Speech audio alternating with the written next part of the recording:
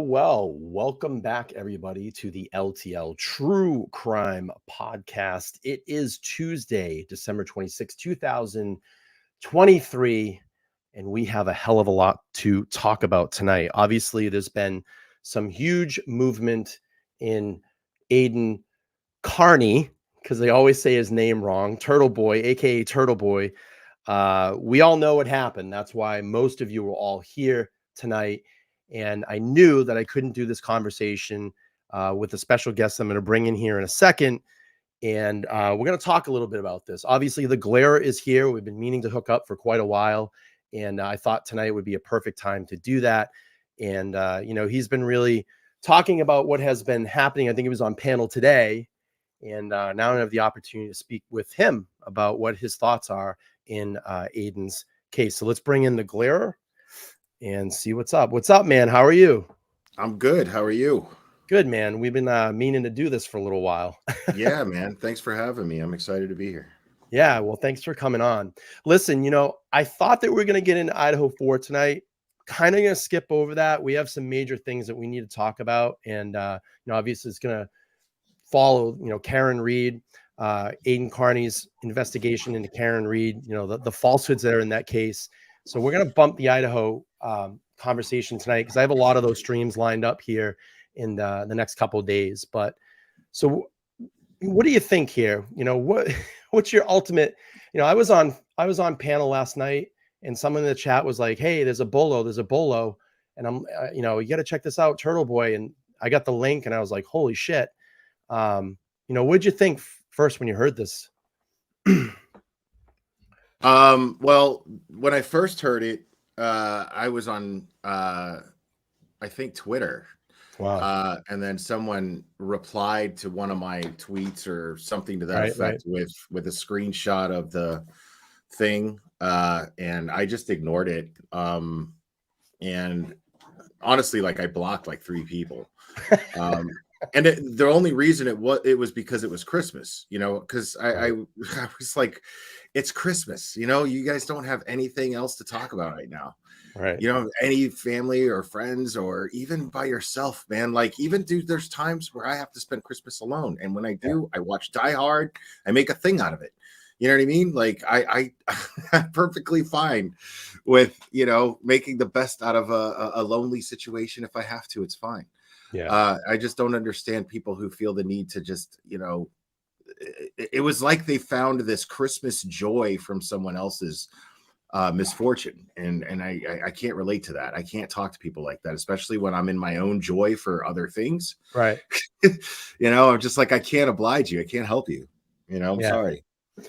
Yeah. I mean, obviously I've been recovering from COVID. I've been home, so I couldn't go out. I was in quarantine and, I fired up a stream last night. We had a really great stream. And then, like I said, it came up in chat and I was like, holy shit. And I read it, I read it live on air and I said, all right, well, I'm doing an Idaho thing right now. It's not really a, a Karen Reed Turtleboy thing. So, definitely look a little bit more and confirm this. And, all these people just start reaching out to me all, right away. Have you seen this? Have you seen this? Have you seen this?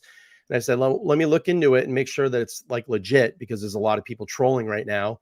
And, come to find out, it was confirmed. And I was like, wow, this is just, it's crazy. And there's so many people today. I have to say, like, the amount of people that reached out to me today were amazing.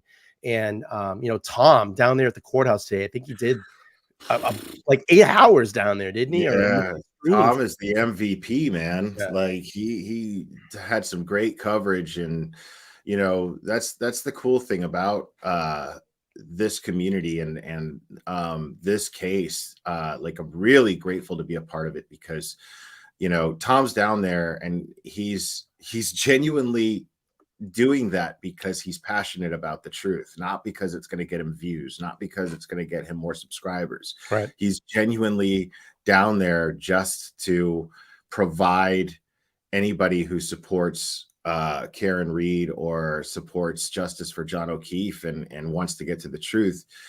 He's doing that because he's like-minded and he can, so he's providing that footage for everyone, and I think it's amazing. He's great. Like, everybody, this whole community has been amazing. Like, it's so inspiring to watch everyone who is passionate about this. Let me ask you, how did you first come into this? How did you find out about it? And then when you first started looking into it, were you like, I don't know, something's wrong here? Or did you have to dig in a little bit more and go, holy shit, like, there's something wrong here? Well, when I first heard about it was when it first happened. Sure. And I saw I don't know, I think it was maybe a law and crime little piece about it or something like that. I can't remember, but I saw something on it, but it was one of those things where, like, I was like, okay, well, we'll see where this unfolds, and I forgot all about it. And then I was on panel on like a trash drama channel. Sure.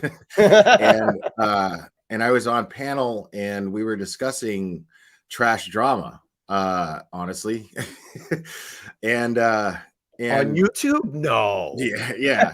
And this one creator who's named Deets on the Streets, and she covers kind of the tea that's going on in the community, but she's also a very, very thorough researcher when it comes to cases. So when she covers a case, she's going to be factual. She's going to cover all of the facts. She's going to do a deep dive into those facts. She's going to be thorough, and she hates misinformation. And her name is Deets on the Streets. Nice. And so I was on panel with her, and I was on panel with someone else who was whose name is Tracy Ann Chasing. She used to be known as Chasing Truth. Mm-hmm.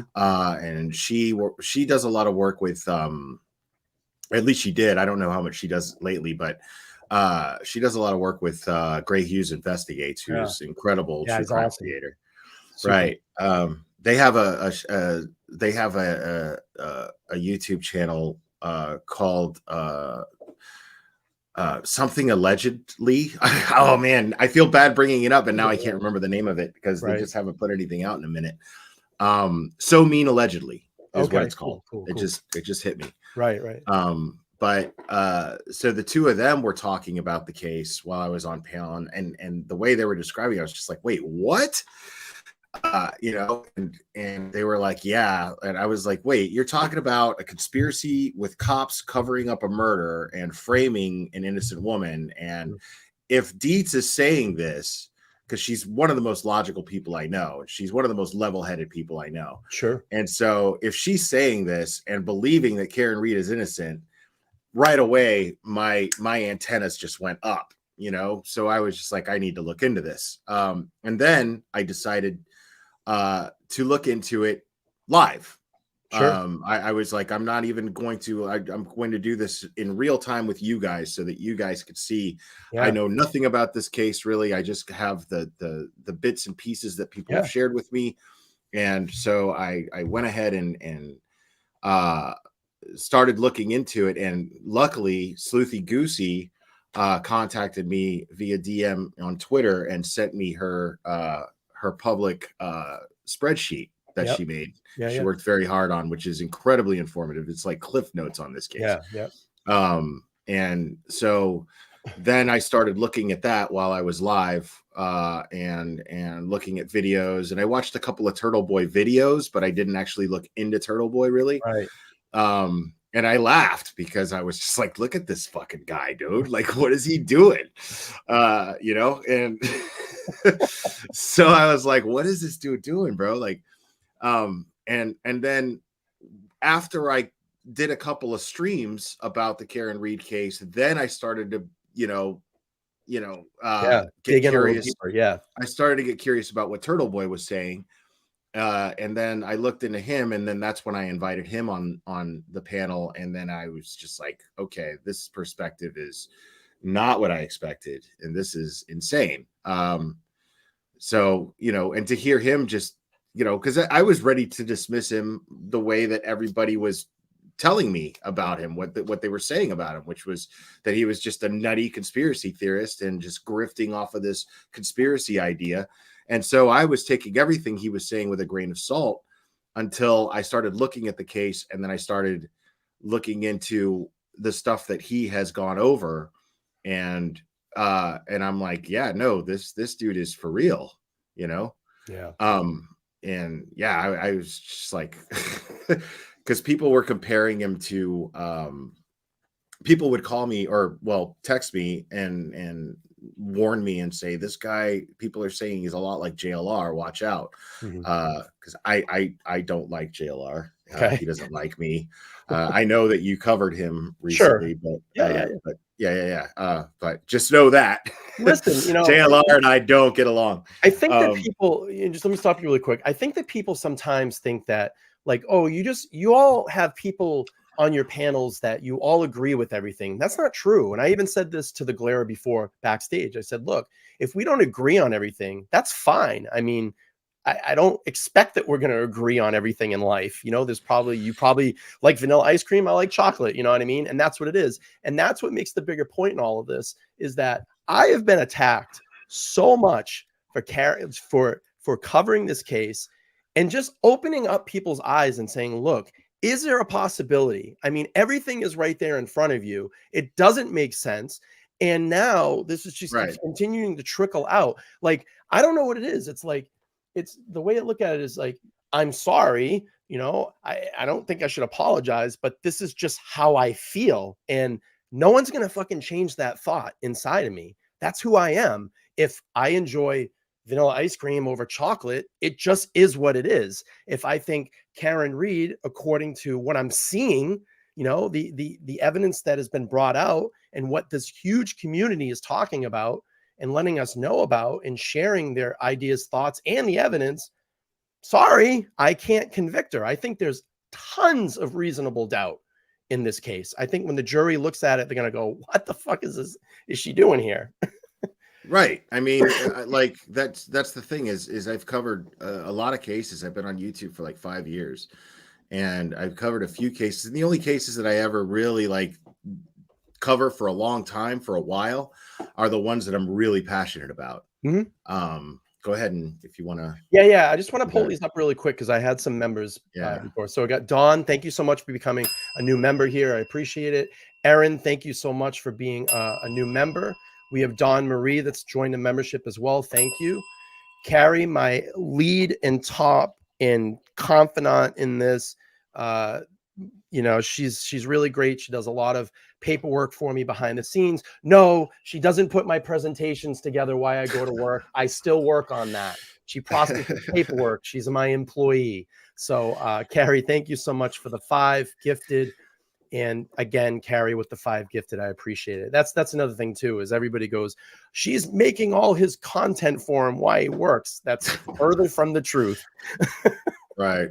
But she helped me. She's a really great friend, and she's really stepped up and really believes in what we do here. So anyway, go ahead. I'm sorry. What were we talking about? I totally lost my train of thought. Just having your personal feeling in the case. You said that you've covered, you Oh, covered a lot of cases in 5 years. And okay. I'll tell you, I got a lot of shit for covering this case. What I was saying was, in all of those cases that I've ever covered, like the ones that I've covered for a while, I was definitely personally kind of invested in. Yeah. I felt passionate about them at least. But I've always said the same thing. I always approach these cases and look at them like a juror Yeah. would. I'm a juror in the court of public opinion, so I try to apply that kind of logic and rational thought to it. And that's why I approached this case the way that I did. I was like, all right, so here we got people that are saying that she's guilty, and then we've got people that are saying that she's innocent, and not only that she's innocent, that he was killed by cops, and the cops are covering it up and framing her. So I'm definitely going in this really, really with kids' gloves. And so I did. And after talking to Turtleboy, and that was the thing, is like, Turtleboy has a style about him that I can't knock him for, because I have a similar style in the sense that I don't hold back I don't mince my words. I don't hold back. I don't censor myself. I don't care about ad revenue on my channel. So I cuss all the time. I don't placate or patronize my chat by, substituting words with R or with S, with DV, they're all adults, I mean, now I'm not knocking anybody who does, because, ad revenue is ad revenue, and there's nothing wrong with that. Make your money. That's great. But for me, I'm like, well, I do plenty with the donations, and you know what I mean? It's fine.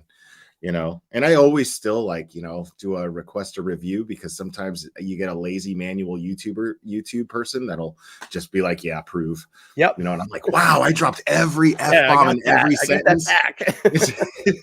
I can't believe they approved that.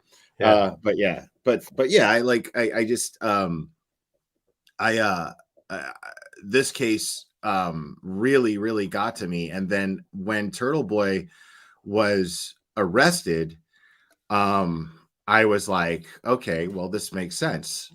It doesn't make sense legally.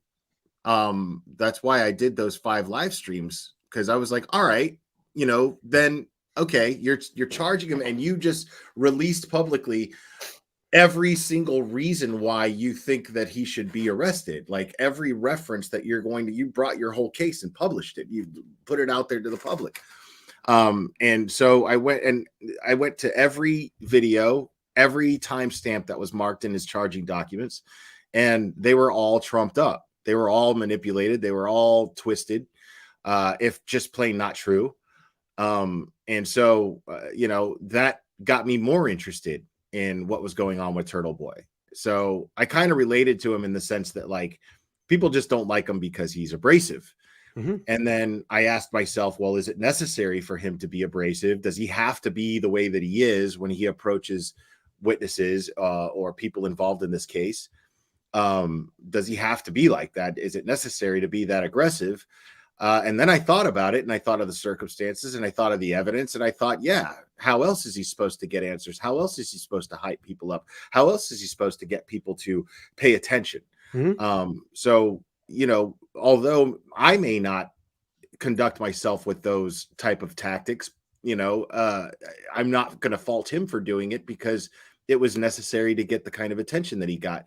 And Karen Reed wouldn't stand a chance in court if the public didn't have so many eyes on this. So it's funny, in my opinion, is a hero. Whenever you've ever been to a protest and people just, I understand, I'm trying to make a joke here and it's probably not going to come out as good, but whenever you've ever gone to a protest and people just stand there, no, people are shouting, they're raising their arms, they're raising their voice, they have bullhorns.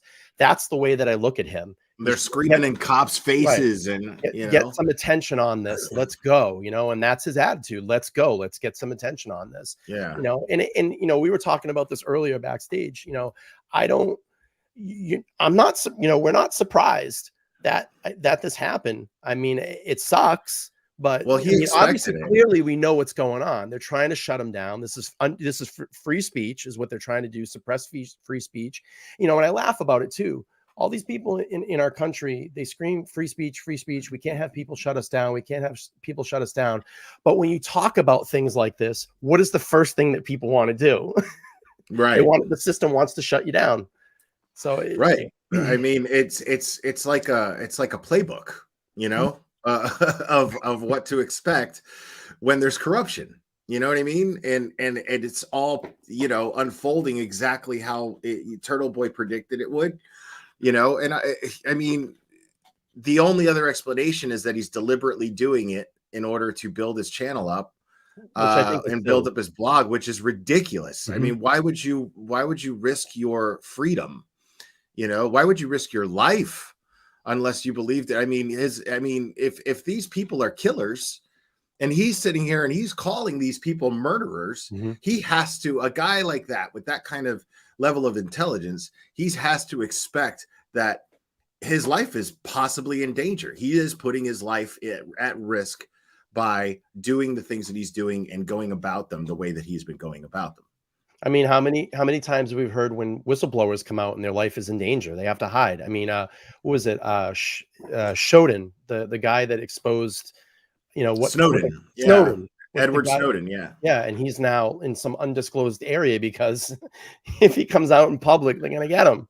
Yeah, from what I understand, I don't know a lot about Edward Snowden. I know that what he ends up doing, I don't know if he has recently, but what he did at one point was he would find a country that he could get asylum. Yeah, I think he's in Russia.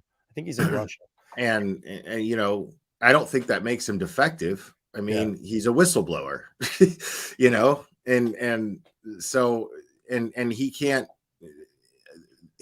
live a regular life because the only thing that he didn't betray the American people. He betrayed the government. Right. Because the government, he showed proof that the government was betraying the people. No, so, really? Right. I mean, that happens.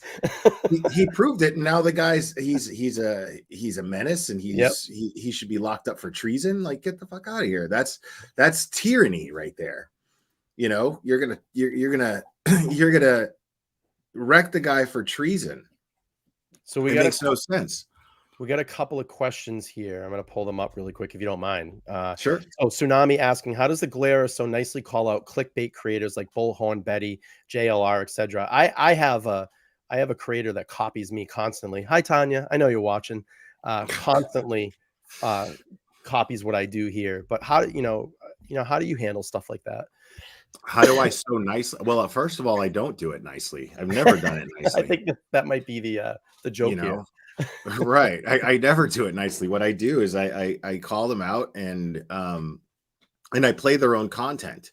I prove, you know, what they do. I play their own content, the stuff that they put up. It's not like somebody recorded them doing this stuff and then somebody got a hold of it and it's like, oh, exposed. Right. It's like, no, I'm going on your channel and I'm exposing what you think is productive content when it's either victimizing a victim even further, doxing or going real life on people, or interfering with an ongoing investigation directly.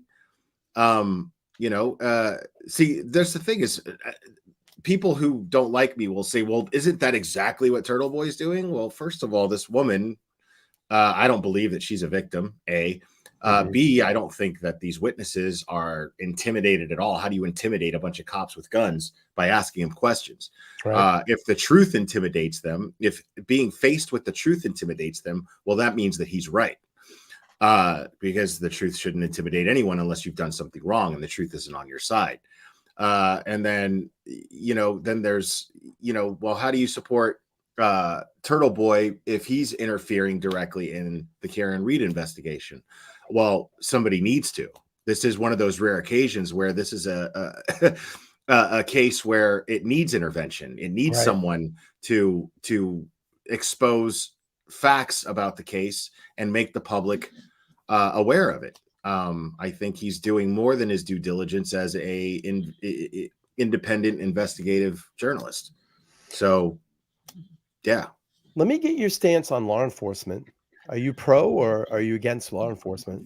I'm pro law enforcement. And that's the funny thing about that. So I think a lot of people, when they get into this and they go, oh, those guys just, these people, these channels that are talking about this and trying to spread the, the word of Turtleboy and Karen Reed and get the information out. Oh, they hate law enforcement. That's further from the truth. And you even hear that during when the supporters are out there in front of the courthouse with their free Karen Reed signs and they're out there supporting Turtleboy. They all say it. We're all pro law enforcement. But the thing is, if something's going on in your community, if something's going on in your policing community, and I always say this, the fucking president, on a national level, everybody gets tied up in electing we have to elect the president. We have to elect president. I'm telling you right now, look in your local communities. Those are the places that you have to live in. Those are the people that you're going to want to look into. Those are the people that you want to elect and make sure they're doing the right thing in your community. Local votes are way bigger than the national scale, in my opinion. I mean, those people are running your town. And if there's corruption, which most of the time in these small towns and cities, there is. It's a lot of shit that goes on. And the impression I'm getting is that the people of Canton are checking these people in power and reminding them who they work for, which is them. Yeah. Those are civil servants that work for the people of Massachusetts. And the fact of the matter is it's just a simple question of, we don't have anything against you other than we want you to do your job. We want our money's worth. If you're charging us taxes, do your job. We expect you to do your job, and remember that you work for us and not yourselves. You're not here for your own benefit. You're here for ours. And it's fair. It's not too much to ask if they are law-abiding, tax-paying people, and they are. I've seen nothing to indicate otherwise. The only non-productive person I've seen is Mike Giannetti. We're going to talk about him, bro. It's the only person I've seen. No, we're going to bring that guy up because that guy's he's a beaut. He's a beaut. Yeah. And we'll play some of that and talk about it. So Tom says, got to find out when the audit starts. Yeah, absolutely. And that's the thing. I mean, when you have your own community that goes to a town committee and votes to say, hey, can we take an inside look to possibly what's going on in an apartment? That's real people standing up. And I'm sorry, my voice is cracking. I'm getting over COVID, but that's the community standing up for what they want. I think you made a good point, man. Making sure that your community works for you. Listen, if I suck at my job, I can't keep my job. I'm going to get fired. It's the same thing with you. If you suck at your job, you're going to get fired. I mean, and it blows my mind that there was so many people, like there's so many things that are so telling, and they're not little things. Yeah. They're huge things that are so telling about the corruption, or at least the complacence and the negligence. I mean, why, if you're doing your job, why would you have a problem with being audited? Sure. You know what I mean? Like, if you're doing your job, if you're passionate about your job, if you're civil, you're not hiding anything, and you're clean, you're doing it by the books. Okay, give us the audit. Sure. They even know when it's going to happen. Mm-hmm. You know what I mean? So it's like, when it's going to happen. It's not like, dude, every job I've ever had where in every, like anything in customer service, corporate has a system where they come in and do an audit of some sort. They come in and do an operations report, and they check to make sure that you're living up to the brand name, period. Of course. And I've been through audits at my in my career, and they come in and they, and I've had some of them that tell me, when they may arrive. I've had some that told me they're going to arrive on this day. I have some that just pop up and they've come in, and you just go, it's nerve-wracking, okay. But yeah, it is. Yeah. Like, it's nerve-wracking, but it's like, get it over with. It's not that big a deal. Worst case scenario, what? You get a couple marks. Right. You know what I mean? You get a 90. Okay. Here's where you need to improve. You know what I mean? Like, the only way you would be that afraid and fight it so much is because you're afraid of being caught doing something that you could be in handcuffs for. Other than that, or fired, you know what I mean? Right. Like, but why not just, okay, the audit, fine. And if you know that the audit's coming, then you have time to prepare for it. Yeah. You know, And you said dot your I's and cross your T's. Yeah, and you said that they know pretty much that, they know it's coming. So Right. Like, just clean up your shit. It's not that hard. all right, let's pull up. I kind of have a little timeline. We'll go through. We'll get to the Mike Gianetti stuff because that shit's. I mean, But what that. I'm saying is, it's very telling. It's very telling. That they're afraid of an audit. It's very telling. Mm-hmm. And people are just like, no, how dare you question the police? Like, what?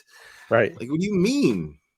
But I think a lot of things like this, if this turns out the way that we know that it's going to turn out, this, I think, is what the fear is that this is, going to peel back a lot of layers. It pulls back those curtains, and it's gonna spread, and it's gonna spread across America, and people are gonna start realizing shit like we need to look at deeper dives in our community. I think this is actually a great thing when this all ends. Karen gets out, she walks free, Turtleboy's free, and Canton is exposed, the police department is exposed.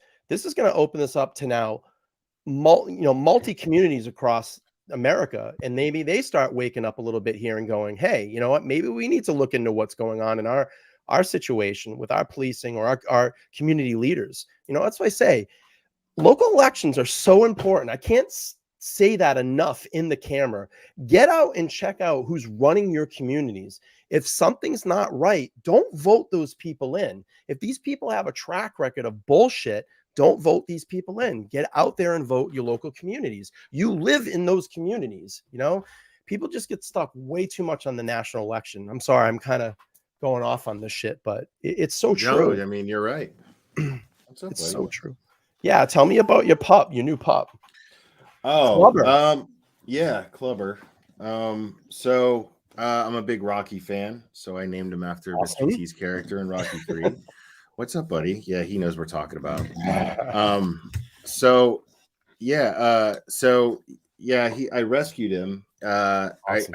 I would walk to the gym, and there would be I would walk by this house. It's right by like the busy main road, like really like the house is on that road, and speed limits maybe 45. You know what I mean? A lot of traffic, and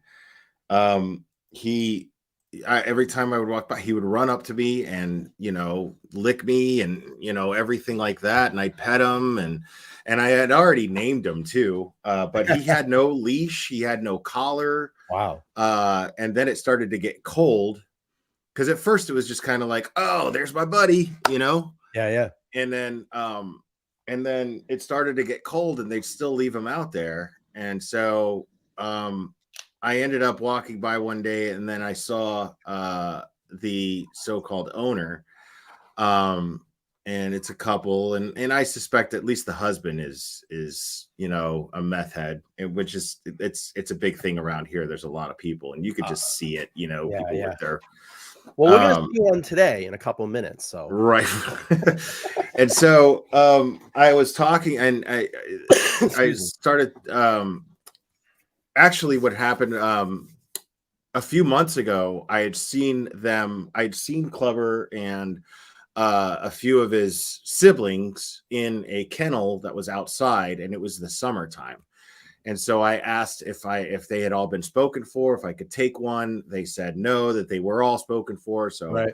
And then they called me, and I thought I was going to have to move. They called me a couple of months later and said, hey, do you still want one of these dogs? Because we can't keep ours. It's too rambunctious with the kids, chews everything up, blah, blah, blah. And I'm like, I'm moving. I don't know where I'm moving to yet, but I know I'm going to move. And it's just a bad time, man. I can't do it. And then that's when I started seeing them outside, because that told me that they were just kind of like, we're done with them. You know what I mean? If somebody steals them, cool. If he gets hit by a car, we don't care.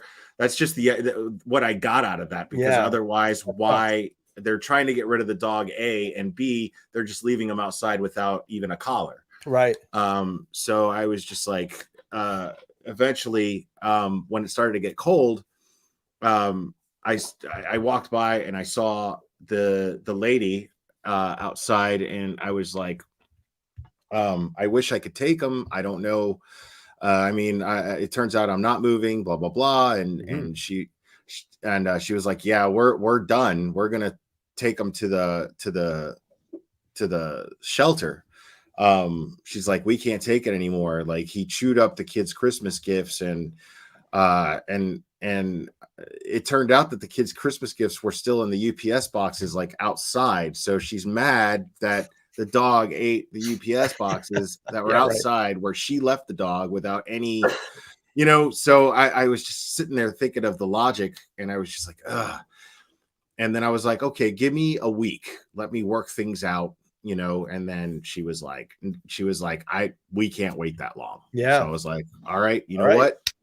I marched right over to the Dollar General that was like right across the street. And I got him a collar, and I got him a leash, and I took him home. Awesome. And I just ran into them on Christmas Eve. I went to the gym on Christmas Eve, and I ran into them, and I asked him a few questions about him, and it turns out he's actually 8 months. I thought he was closer to 6 months, but it turns out he's 8 months. And yeah, and I found out his full breed, awesome. And I found out what his name was before, but that doesn't matter now. So yeah, I like Clever. Yeah, me too. That's an awesome name. He's just clever. So yeah, such a great Rocky tribute too. So, and he's so cool, man. Like, I had him potty trained like within a week. I taught him how to sit within 10 minutes. He's amazing. And now he's behaving a lot more. Like right now, he's chewing on his chew toy. He's hyper, but he's not tearing up the Christmas tree. So, and honestly, if he tore it up right now, it wouldn't matter because Christmas is over. Right. I wouldn't care. I'd just see it go down and be like, whatever.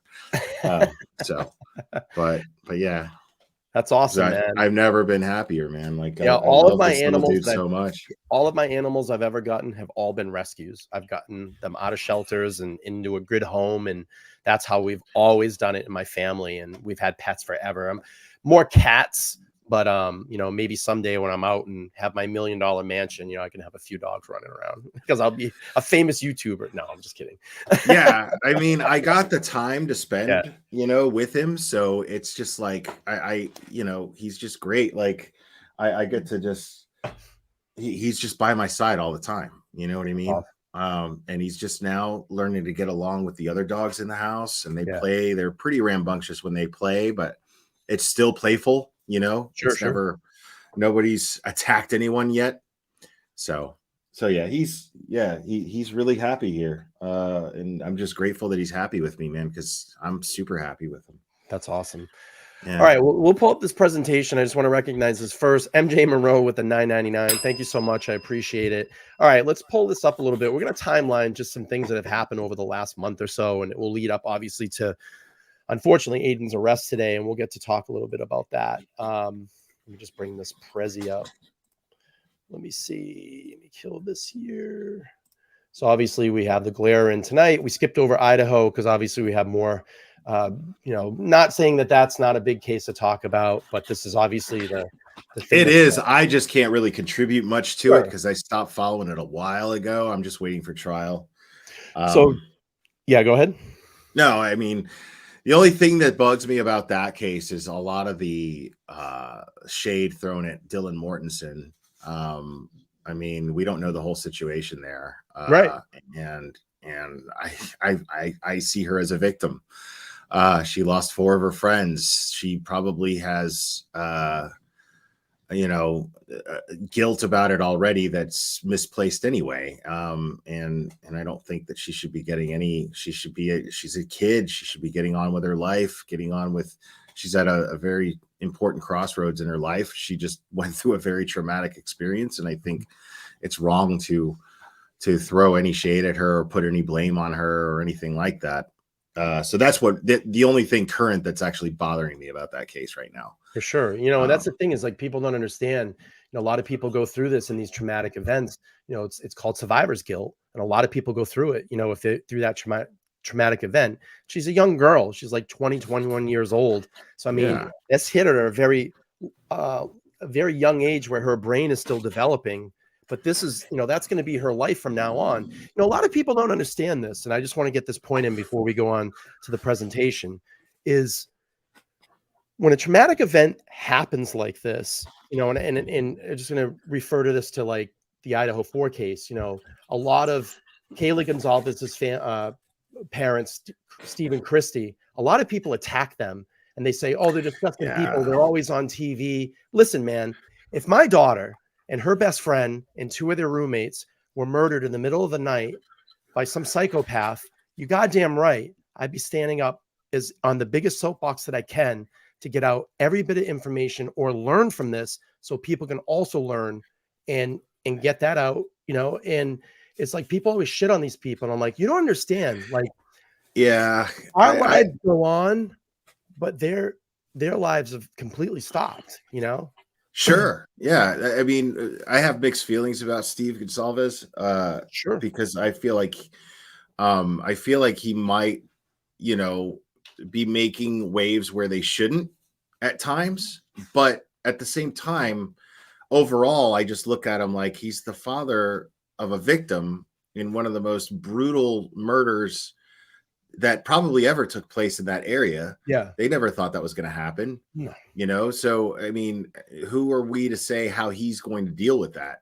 Right. Of course we want justice, and hopefully, but the only reason I would ever criticize him sure is because, there's 3 other sets of parents of those victims. You know what I mean? Like, I feel like they should all be on the same page, but that's easier said than done. Again, I don't know what it's like to be him. I don't know what it's like to go through what he's going through. So, from a practical standpoint, as far as getting justice for them, sure. There's times where I'm like, Steve, pull back, man, sure. But there's other times where I'm just like, well, I don't know what it's like to be in that situation. I'm not going to, trash the guy and, for reacting, and being emotional and when it comes to and making rash decisions as far as talking to the press and saying things from his heart, you know what I mean? I'm not going to do that. Right. I think as the kind of this time has gone on, we've had almost a year. I think they have kind of come down a little bit, that grieving process is probably a lot different than when it was fresh in their head. And believe me, it's never going to change for them. They will live this every single day of their life, so yeah. But I think it's great. I think it's great to hear a different perspective in it. I totally hear you're clear, loud and clear, and I get it. But it's just a shitty situation overall. And again, I'll have some live streams about it this week. You guys can catch up with that. But let's get back into to Aiden and Karen Reed. Carrie, thank you so much for the 5 gifted. I can't see who got gifted. But welcome to the membership. I appreciate it. I can. You want me to read them off? Yeah, that'd be great. Congrats to Bob C, Gen Z, Jody 617, Deanna Facio, and Alana 120. Awesome. Welcome in. So we have December 5th, investigation of Karen Reed murder case catches attention of federal authorities, reports say. I guess this had been going on for quite a while. There had been some rumors that had popped up that they were, indefinitely looking into this. And the thing that people have to understand, and I've been following a federal case where finally this guy has been arrested and he's behind bars. That's Anthony Farrow, Timepiece Gentleman.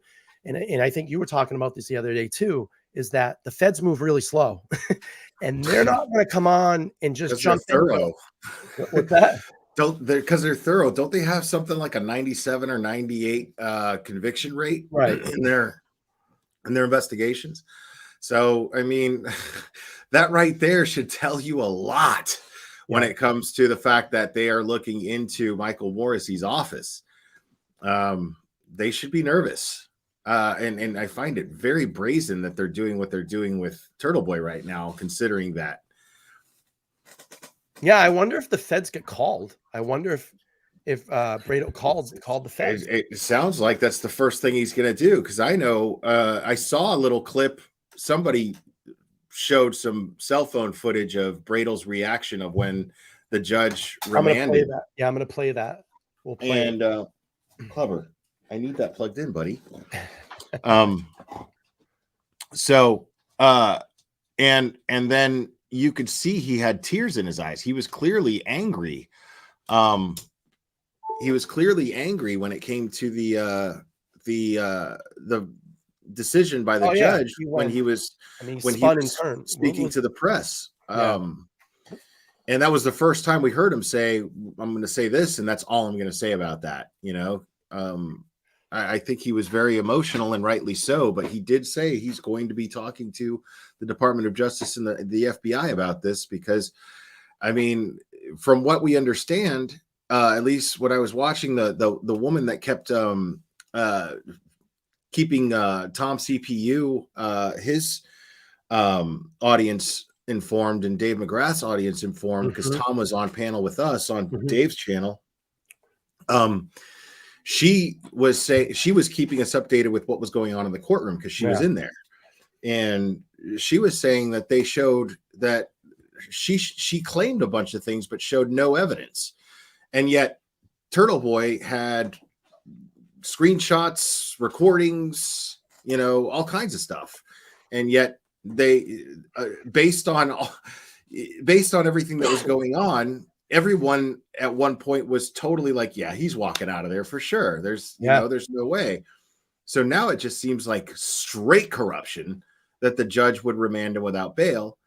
But again, I'm not an attorney, so I don't know exactly what stipulation he was able to do that. But I think something might happen here in the next like 2 weeks or something. We might get him out. The sure. attorney's gonna fight. Listen, Brado's gonna fight for him. He's not gonna go cower in his fucking office for the next 90 days. I mean, he's gonna fight for Aiden to get him out. It might not be 2 weeks, it might not be 30 days, but I think they could work something out here. Right. I'm a silver linings kind of guy. And although it was heartbreaking to see what happened, and it was heartbreaking to see Bradle, the way he was, at the Yeah. same time, Look I broken. was relieved because I saw that he was emotionally invested in this. I saw that he was fired up. I saw that he's like, okay, this is bullshit. Yeah. Like, what's going on here? If I doubted that there was corruption and something seriously Yeah, of wrong course. with what's going on in the justice system here, I no longer feel that way, and I'm going full throttle now. I'm not holding back. The gloves are off. Go ahead. Sorry. I was just saying that's the impression I got from him. Yeah, for sure. So Bart's asking, thank you for the 15, by the way, appreciate it. Says, question, can Turtleboy's lawyer appeal the decision in the effort to get early release, or Turtleboy doing 90 no matter what? I think we just could always appeal. Yeah. You could always appeal, I think. Yeah. I think a question if, I think once emotions calm a little bit, obviously emotions were super high today, high in that courtroom today. I think when emotions come down a little bit, his lawyer has a little bit more time to present and talk and say, look, what the fuck?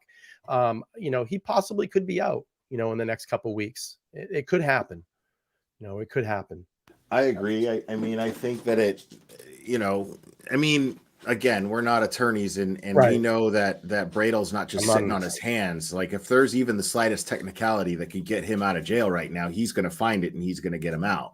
Yeah. So I have full confidence in Bradle's abilities to protect Turtleboy's rights. 100%. All right, so then on the 22nd, we get Turtleboy blogger Aiden Carney pleads not guilty to 16 new charges. Obviously had to go out to court for that.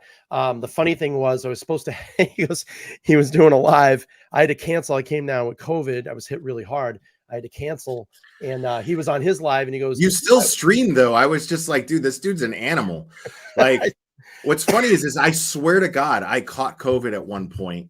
Like when it first was a thing, and I caught it, but I tested negative for it because I got it done like in the drive-through of like Walgreens, right? Yeah. And they said those things were like 30% accurate, but I swear it was COVID because I've never had anything kick my ass like that in my life. Like, I have a pretty good immune system, so if I get sick, now I'm totally a wuss. Like, I am definitely that dude who's making soup under my covers. Yeah. And if I've got a girl, she's waiting on me hand and foot, and I'm going, I'm dying. And she's telling me, shut up, quit being so dramatic. Like I'm totally that guy. But like when it came, COVID, I swear, I never had, and it lasted weeks. I was I felt like I was going to die. Like I would cough and I couldn't catch my breath coming back in. And it would scare me every time. I Never went, had anything like that. yeah, I went today for a follow-up visit, and because I was supposed to go back to work today, and I'm like, there's no fucking way. My lungs, like, they're burning when I breathe in. And at work, I do 20,000 to 25,000 steps a day. I work with the Okay. public. I'm running around all day. There's no way like I could catch my breath. So Right. I go today for a checkup. It's not my normal doctor because he's out on a vacation, and he's like, well, it's funny. I love these doctors. When COVID first hit, they're all like, stay in, don't go anywhere. Now they're like, oh, it's just a little cold, And I'm like, dude, I got whacked, right? And he's like, no, you should be back at work. He pulls the the stethoscope up, starts listening to my lungs. He's like, dude, you're cracking and popping. I'm like, I told you, like, I know how I feel. And he's like, Right. yeah. So they gave me a steroid pack and an inhaler and some shit to take. And he's like, take a couple more days off and you'll go back. So just pulled this 5 up. Susan says more information coming tomorrow. And yes, yeah, I'm sure. Yeah, I mean that stuff is going to get made public. I'm sure. Poor Tom, man, because he was really, really emotionally invested in all of it because he has a close relationship with Turtleboy, and he was and I felt bad for him. But I was just like, at the same time, it was just like, it's a good thing.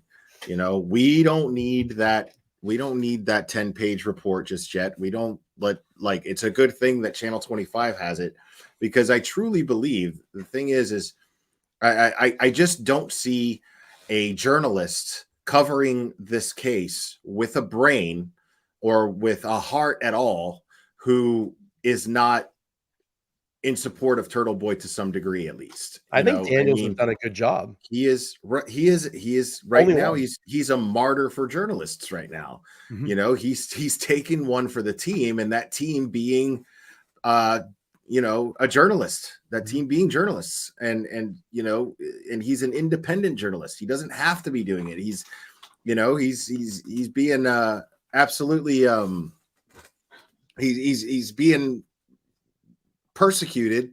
Oh, I'm sure. Left and right, and railroaded. It's clear that he's being railroaded. Hated guy in town besides Turtleboy. You know what I mean? Like, as far as the mainstream, our mainstream media, they probably fucking hate him right now. So, but yeah, the mainstream media. That's why I was just kind of like, Tom, I step back a little bit, because it's a good thing. What we want is them to report on this, and it doesn't matter how they report on it. Right. It really doesn't. It doesn't matter, as long as there are a shit ton of news cameras out there with a shit ton of mics, sticking them in the right faces, getting the people's reaction to it, which they did.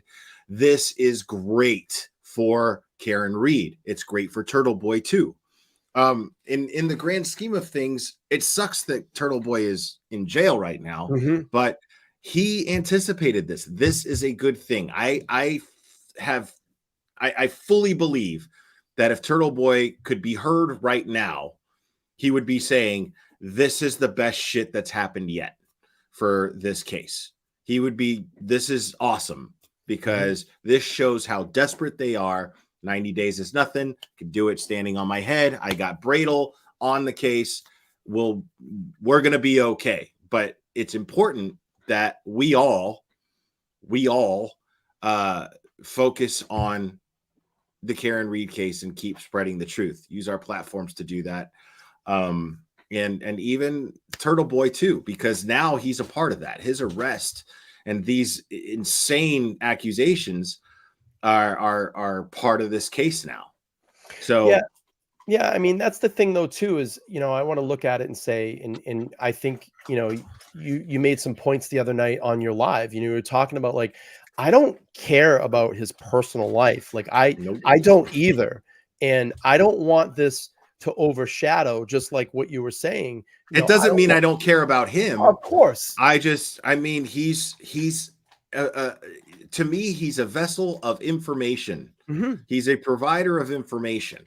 He has provided that information.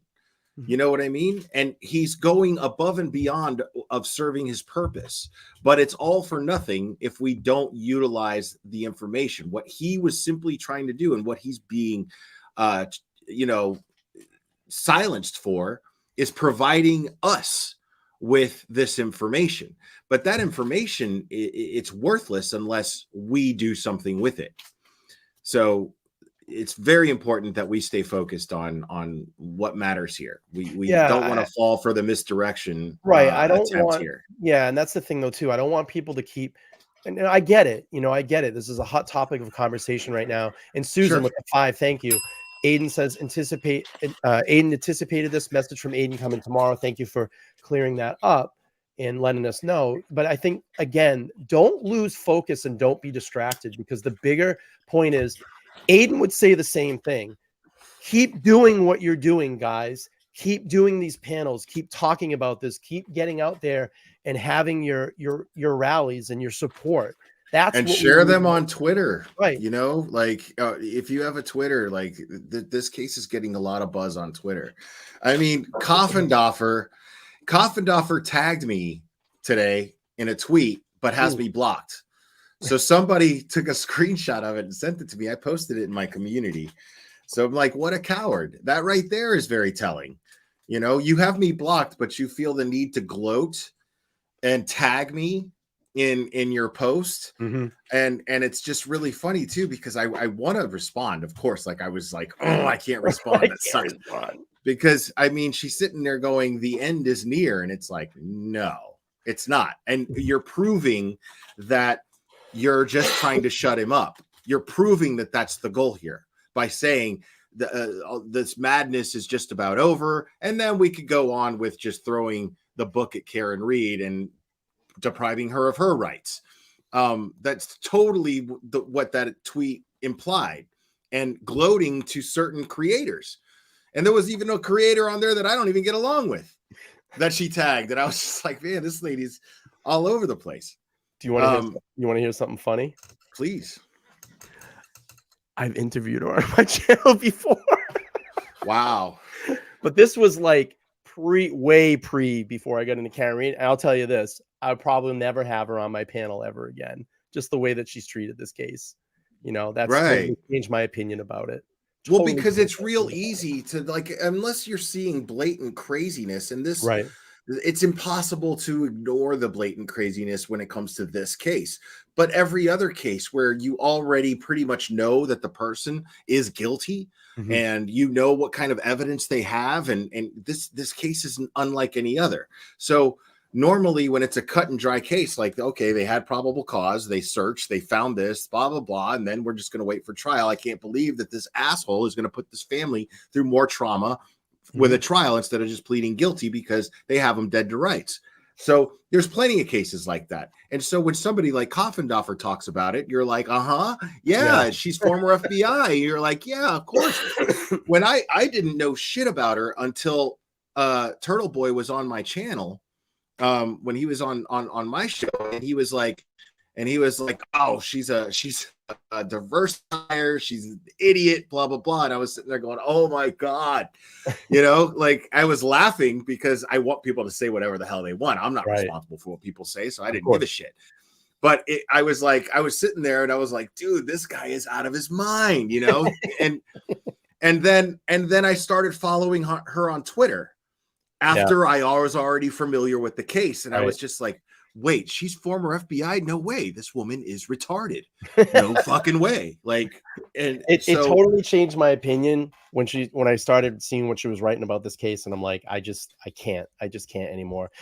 Carrie H bringing up, she's 1,000 in the chat, loves. Thanks for being here. I think that is going to be probably my biggest chat that I've had. Thank you all so much for being here. We appreciate it. We really appreciate it. And we want all eyes on this case. Again, we don't want to get distracted by the side distractions. The lawyer and everybody and all the legal team behind this will take care of it. I'm telling you, I confidently believe that 2 weeks to 30 days, I think Aiden's going to be out. I don't think he's going to do the full 90 days. I mean, I have nothing to base that prediction Again, on. I'm not a lawyer. I'm thinking the way Bradle is, I don't think he's going to let him. I look for silver linings, but I also prepare myself mentally for the worst. And you honestly, you don't even want to hear what I'm thinking is the worst, but I'm prepared for him having to spend 90 days, you know. And the thing is once he gets out, it's, you know, like it's on.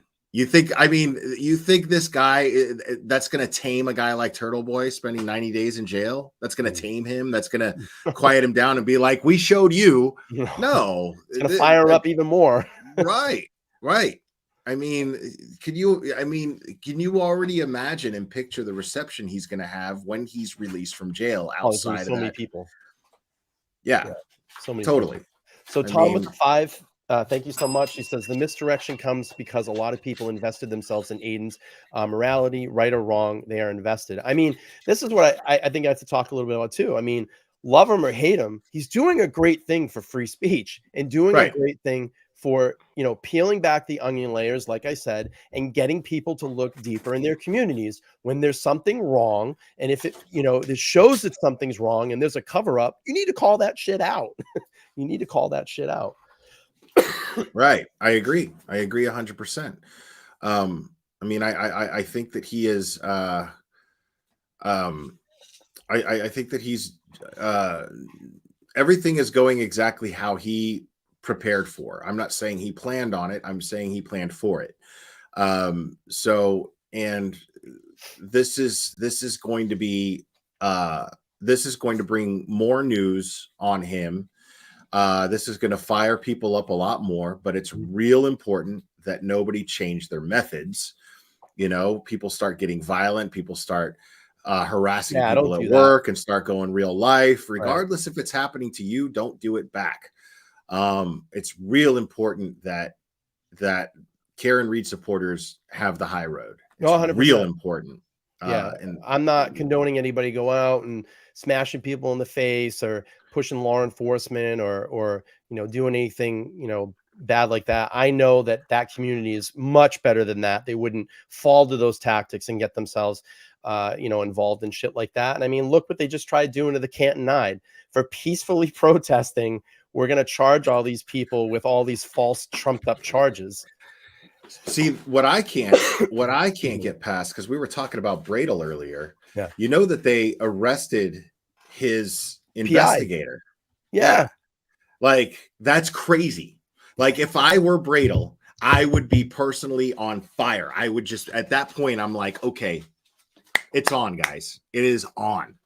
So, I mean, how, I don't understand. I'm gonna reach out. I think and you're familiar with him too, but I'm planning on reaching out to SF Investigates. And just have him on and get his thoughts on. I mean, I'm sure he's had to testify in court cases as a PI and do some investigations for either a defense team or a prosecution team. And I'd like to know what his thoughts are on a PI who is hired by a court officer, because make no mistake, Bradle is an officer of the court. 100%. So he is perfectly within his rights to that PI being under the employ of the defense is perfectly within his rights to knock on someone's door and ask questions. It's perfectly within his rights to investigate. That is not harassment. And to arrest him for it shows the corruption, in my opinion. I do know this. I actually just talked to Steve today. He's out back in Williams, Arizona. He's doing a search mission right now for a young lady that we've been following here on the channel. Her name is Chelsea Grimm. So I know he'll be out there until Thursday. I'm trying to get him back on my panel while he's out there. I know he's super busy and he said he'll do the best that he can, but I know after Thursday he will be back, probably home in LA. So yeah, Steve's a good dude, man. Super great dude. I've had him on a couple of times. Super, maybe even 3 times. I think 3 times, but he's a really, really awesome guy, like really informative. Yeah. All right. You want to talk about this? Yeah, I haven't done my deep dive on him yet. So I guess when I do it, it's not going to be a reaction. But it'll be a reaction here. So Mike Gianetti, I guess, has some history with Turtleboy. Again, I haven't really deep dived him either, but I saw this character show up the other day out in front of the when Turtleboy had his court appearance. And I got to play some of this video. I'm sure everybody's really familiar with him, but I think he looks like Gigi Allen from the Murder Dolls. Like, I'm like, dude, that's who I thought it was at first. I was like, yeah. So let's play a little bit of this character. I want to go back first. There's this call when Giannetti used to call in the Turtleboy show, and he's sitting, he pulls up and there's a cop car there, and he goes, wait, there's a cop car right there. And Turtleboy's like, I'm gonna call cops. 1-800 Oh, cops. I like, saw that. We gotta play that. Yeah, somebody. Was it you that was playing that? Didn't you do this the other day? Yeah, okay, yeah, I was watching that. Thing, but I think like Turtleboy just trolling this guy and fucking with him. It was funny as hell. But they show sucks. You had fucking Harley Davidson. What's it with the Harley Davidson guys? What, Brett? Oh, the two guys I had on earlier? You didn't like them? You were watching it. Oh, you got all these viewers, and I got all these viewers, and you're telling people you don't have all these viewers. I watched your stream today. There was 12 people there. Are you kidding me? Connie has more views than that. 12? That's it. My first time I ever went and talked about you, I got 10,000 views. Look on my page. I'm restricted because of your fucking ass. Because of me. Because I working with the. How did you know I was working with the FBI? Who told you? Dude. Oh my God. Who told you? Dude. Was it Romolo? Right here. It better not be Romolo. Did he? What? I mean, I'm going to tell you, this is, to me, is just sharp whip comedy to be like, hold on, I'm calling the cops. 1-800, 1-800 yeah, cop. 1-800 cop. Yeah. And he falls for it. He's like, oh shit, no. Like, that's a cop. I just called him. You can tell that Turtleboy, like, this is not his first run-in with a crackhead. So it's very easy to fuck with crackheads if you know how. And it's fun as hell. It's so great. It's really good. All right. And you don't feel sorry for you're driving with the suspended license. I'm gonna call that cop right now. This is so good. Hold on, 1-800 cop. Okay. You might come after me. Hello? Hello? Yo, hey officer. Look to your right. Look to your right. Like, oh shit. It's Giannetti. Like, oh, he's driving with the suspended license. Get him. Get him. Get him. Get him. I told him. Pull him over. Troll level expert. Why did wait? So good. Yeah. You're a federal informant. So what? So what? You got a problem with that? I got a problem. My whole family got thrown in jail. Yeah, I do. You come from a family of snitches. That's why they all got killed by Whitey Bulger. Listen, Mouth, my aunt was an innocent woman. Not that innocent if Whitey killed her. She was going out with Steve and his girlfriend. No, get away from that. The other people he killed. Yo, wait, your aunt was banging Steve Fleming? That's your claim to fame? Yes. Your family bangs gangsters? Okay, go on. They didn't know he was a killer. Oh, yeah, nobody knew Steve the Rifleman Fleming was a killer. That was a big fucking surprise. Big secret around Boston. The Rifleman. Get out of town. Oh. They didn't know he was a killer. Steve. Get out of town. Fleming. That doesn't give it away. Yeah. Oh, I'm the stupid. Yeah. You're the smart one here. Fucking my aunt after. You won't know nothing. Everybody was fucking your aunt. Who wasn't fucking your aunt? That's nothing special. Steven was fucking my aunt. Yeah, everybody was fucking your aunt. Wow. I know that. That's the worst kept secret in Boston. Man, I don't understand. Crack, bro. Like how do you not? It's insane. All right, let's get a little bit more from him. I'm not going to play the entire thing, but oh god, this guy. So he shows up at Aiden's appearance the other day. It's just I love this guy, the guy who does the homeless stuff, man. Like Tom introduced me to him sort of virtually. Yeah. And that dude is really cool, man. Yeah, and go over and subscribe. Homeless 366. He follows the Karen Reed Turtleboy case, and give him a shout out. I'm sure he won't mind me playing this video. But go over and subscribe to him. All right, let's play a little bit of Giannetti here. We got Mike Giannetti over here talking about Skinners and molesting little kids.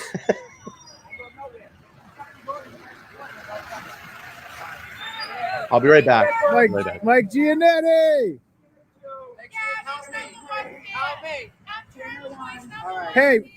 Hey, Mike Giannetti. What if I were a Skinner? Oh, what if you were a Skinner? You Want to can't talk be about it number around the one. corner? What? No, I don't want. No. Are you going to try to skin beef me? You know what he did to my son, all that shit. What? You guys been on the blog. You don't know who I am. I'm Mike Giannetti. You don't know who I am? What did he? Who are you? What did he do to your son? Oh, you do pronounce it Giannetti. I've been saying Giannetti. Fraud, steal, and sending pictures. Change my phone number within 10 minutes. He says, you can't get away from me that quick. Your girlfriend's in a red car. I'm going to sleep with her. Does he like Turtle you? Boy, free Turtle Wait, Boy. Nuts. what? He's going to jail for a long time. Free Turtle Boy. The Fed's got a 90% conviction rate. But he's not in federal. He's not in federal court. This is state court. He's got the feds on him. Oh, he's got the feds on He him. got indicted. That's feds. No, he's not getting. No, he's indicted by the state. That's not federal court. Even if he beats one of them and gets one, he's gone for a long time. You know what's going to happen to him? I'm going to send a letter up to people I know in Norfolk prison. He's a Skinner. He touched a boy, soccer. I have the proof on the phone. He never talked. Show us the proof. It says it right in his letter. Show us the proof. I did. I showed him. What was he doing? Kicking soccer? I just like how this dude's like trolling him the whole time too. Yeah. Like I wouldn't have the patience to like. I mean, I could last maybe 2 or 3 minutes with this guy fucking with the crack, and then I'm like, all right, man, get your cracky ass out of here. You gotta go. You gotta go. You gotta go. Like when he goes, he's a Skinner. He's a Skinner. You gotta get your cracky ass away from me, like right now, bro. Like I have no patience for that shit. I just don't. I would just be laughing. I mean, I would at first, and then it would get really old, like really fast. I think like Tom and this guy are just great. Tom's reaction during this too is just really good. All right, I think this is the little rap song he starts playing. And Turtle Boy and him had a rap battle before too, dude. I saw that. Yeah, I saw that. Turtle Boy smoked him. Here he goes. Turtle Boy with a megaphone. Turtle Boy a mega homo. Turtle Boy like mega dick. Turtle Boy get hit with a mega clip. Ripped through his torso. I ain't playing around no more. Bitch, blog that. He stole my catchphrase. I'm amazed how y'all give him money. He's shooting at his Snapple. Back Snapple. He's like, wow. I got a few tricks up my sleeve. Bobbing in and out of traffic. Bobbing in and out of traffic. Yeah, Rita. Teacher touching the student at second high. Turtle Boy with a megaphone. Turtle Boy a mega homo. Turtle Boy like mega chick. Turtle Boy get hit with a mega clip. Ripped through his torso. I ain't playing around the book. Big blog that. He stole my catchphrase. I'm amazed how y'all give him money. He's fruity in his snap. Back smacker. It's Adam and Eve by Aiden Stevens. And I got a few tricks on my sleeve. Rubbing in my country. Gotcha. Dude, he's wired, bro. Huh? He is fucking wired. Yeah, I mean that's insane. Like, how does that guy just keep going? Oh, it's the wild, dude. All right, let me just bring this up a little bit. We'll show a little bit of this when Aiden comes out, and then I'll actually play Aiden's reaction when he came out the other day. We can hear what he talked about, and that will lead us kind of up to what we've been talking about here. All right, let me go right here. Old Giannetti. What about me? What about my son? Just ignores them. Classic boss. Wait, get off me. Hands off me. Tell about me, Aiden. Tell him about me. Tell him about the teachers. Tell him about it. Tell him, Aiden. Wow. I'm surprised he didn't get arrested. Right? I'm surprised he didn't get arrested. Oh my God. That is great. Why is that my phone? Who's on? Yeah, they're like, dude, get your cracky ass out of here, bro. Yeah, get like, the fuck No, I'm saying right here. Turtle Boy's a Skinner. Separate high.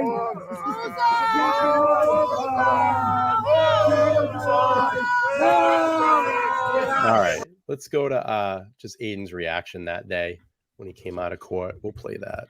It's like a 5-minute. You can hear Giannetti in the background. Oh,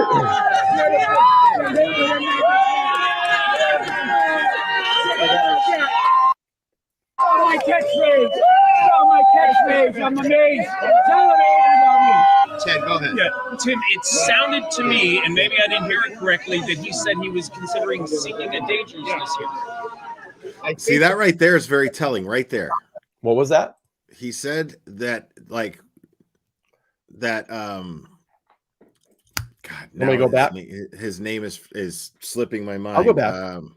No, the prosecutor's name, Mello. Yep. So Mello, he says right there that he's going to be seeking a dangerousness hearing. Yep. But he had no grounds to seek the dangerousness hearing. And then all of a sudden he said to him in court. Right. And after this, right. And now after this, all of a sudden there's a dangerousness hearing. There's grounds for a dangerousness hearing. I mean, how is that a coincidence? That right there just tells me that this was all set up. And Mello is just too disorganized to keep his cards close to his chest. But he was clear, like he clearly just gave out his whole hand that's what he was planning on doing. 100%. All right, let's play. And dangerousness here. I think that was on a suggestion by the judge. There's no dangerousness hearing. It's not going to pan out. It's just a straight release on personal recognizance. There's no conditions of release. There's no nothing. It's just straight personal recognizance. The most lenient release determination you could possibly get. So those conditions that had been at the district court are now gone. They're gone. Correct. No, I don't understand that. And so, Superior Court judge can't set the same conditions that would be set in a district court? Well, the statutes are a little different. The judge apparently felt that the Commonwealth didn't make their case, and he wasn't going to make it for him. So we're going to leave it there. What do you think about the Commonwealth trying to make its case? It seemed like he was struggling with it. Well, so the impression I'm getting. So I'm not gonna. Sorry about that. Go ahead. No, you're good. No, the impression I'm getting is that this being moved up threw them off. It threw off the prosecution. I think that they planned on. I think they planned on having the grounds for this dangerousness hearing. I think they planned on getting Turtleboy arrested for this so-called DV. I think this woman was in on it. Absolutely. I totally believe that. There's too much to indicate that. And I think that it threw off Mello, this hearing being moved up. Because I figured, I think that he figured that they would already have those grounds based on the date that it was already set. And now, it just didn't jam them up that much. So they ended up being able to, put this bolo out for him after the fact. Yeah. And it's funny that you say that, because even during the hearing, when Mello was there, he looks like he's just completely lost. He's obviously not prepared, and he's trying to throw everything at the judge. And the last thing that he was talking about bail, he was talking about the conditions of the bail. The judge pretty much, he literally laughed at him at one point. Did you catch that? Yeah. And then, and Sleuthy is saying, I'm sure it wasn't Mello's decision to move it up, but I'm not sure if she knows. Like, it wasn't. It was the fact that Bradel was supposed to be out of town. Bradel asked to have it moved up, so it was Bradel's idea. It was his request to move it up. So this is just a theory, but this threw Mello's plans off. And that's why he sounded so unprepared. He didn't know what to do. He was tripping over his own words while he was in front of this judge. And the judge is just like, what are we doing here? You know? And he had nothing, because he had a plan, to have grounds for this dangerousness hearing. So this was absolutely a setup, in my opinion. Yeah, I agree. It's just like the timing was just, I'm like, this is just so weird. Carrie gifted the 5. Thank you so much. Let me see if I can go up and find him. I think that was a little while ago. We have new members. Let's see. Tammy's a new member. Rooster, thank you. AC, Wiscon, thank you. Jen Kitty is a new member. Thank you so much. And Carrie, thank you for the 5. I appreciate it. I super appreciate that. Yeah, so let's go back to the hearing here. We'll listen in a little bit. Excuse me. Sorry, not the hearing. After the hearing. I'm sorry. The judge likes to throw curveballs, but I don't have any comment on that. I don't think he did make the case, but we're pleased that the judge didn't do God, it he's wrong. still At going. the end of the day, is this a weak case that the prosecution's bringing? It's an incredibly weak case. Every bit of conduct here is First Amendment protected activity. Even the indictments concerning the dispatcher. I want to invite everybody to take a look at the Pentagon Papers case in the Supreme Court, where journalists are completely insulated and protected from criminal liability for publishing material that was illegally taken from a government agency, etc. They're completely protected. So I don't even know why they even brought that charge. They should have never brought that charge. Is this your reaction to the support here by all the people? I'm blown away by the support. I feel like this issue is united left and right. People who, even if they might not have disagreed with me on topics I've written about before, I think we can all agree that government abuse, corruption is something that unites all of us. And I feel like my coverage of the Karen Read story has gotten me a lot of different readers who might not have liked the content that I produced before. But we can all agree that what is happening to not only Karen Read, to not only me, but also to the Canton 9 and the dispatcher, who did nothing wrong except was a whistleblower about corruption, is a threat to justice everywhere, is a threat to the First Amendment, is a threat to free speech. And what you're seeing right now is a desperate move by a district attorney's office who is under federal investigation by the United States Attorney's Office. And in one of the witnesses in particular who I'm being charged with intimidating, they claim that I intimidated him, and as a result, he had to drop out of Bridgewater State University, Colin Albert. When in fact, what they failed to point out is that Colin Albert was visited in his dorm room at Bridgewater State 10 days before I ever heard of this story, with the summons to appear in front of a federal grand jury. So the heat was on them long before I came around. And any intimidation they're feeling is likely coming from the federal investigation into them. Is there something that you wanted to say to the judge inside, but you didn't feel comfortable and you'd say it now? To the judge? I mean, I was perfectly satisfied with today. I believe the judge ruled correctly. This is a more serious court. Excuse me. And clearly Mr. Mello did not come prepared with any statutes to back up his argument. He looked like a deer caught in the headlights. And so we were very happy with the result today. Is it your understanding that based on the new Superior Court conditions, if you wanted to go question any of the people who had been previously questioned, there'd be nothing legally preventing you from doing that? I'll have to consult Mr. Bradel about that, but it's my understanding that that would be yes. perfectly permissible. It's my understanding. No condition. All the restrictions have been lifted. Yes, all of the restrictions have been listed. You can't break the law. That's pretty much what the judge said, but no one can break the law. So my conditions are no different than any of yours. Mr. Bradel, are you concerned about a dangerousness hearing, sir? No, there's not going to be a dangerousness hearing. I think the judge and Mr. Mello were just kind of talking out loud about that. That would be another absurdity in this case, trying to claim that Mr. Carney's dangerous to anybody. Which is That's what you talked about.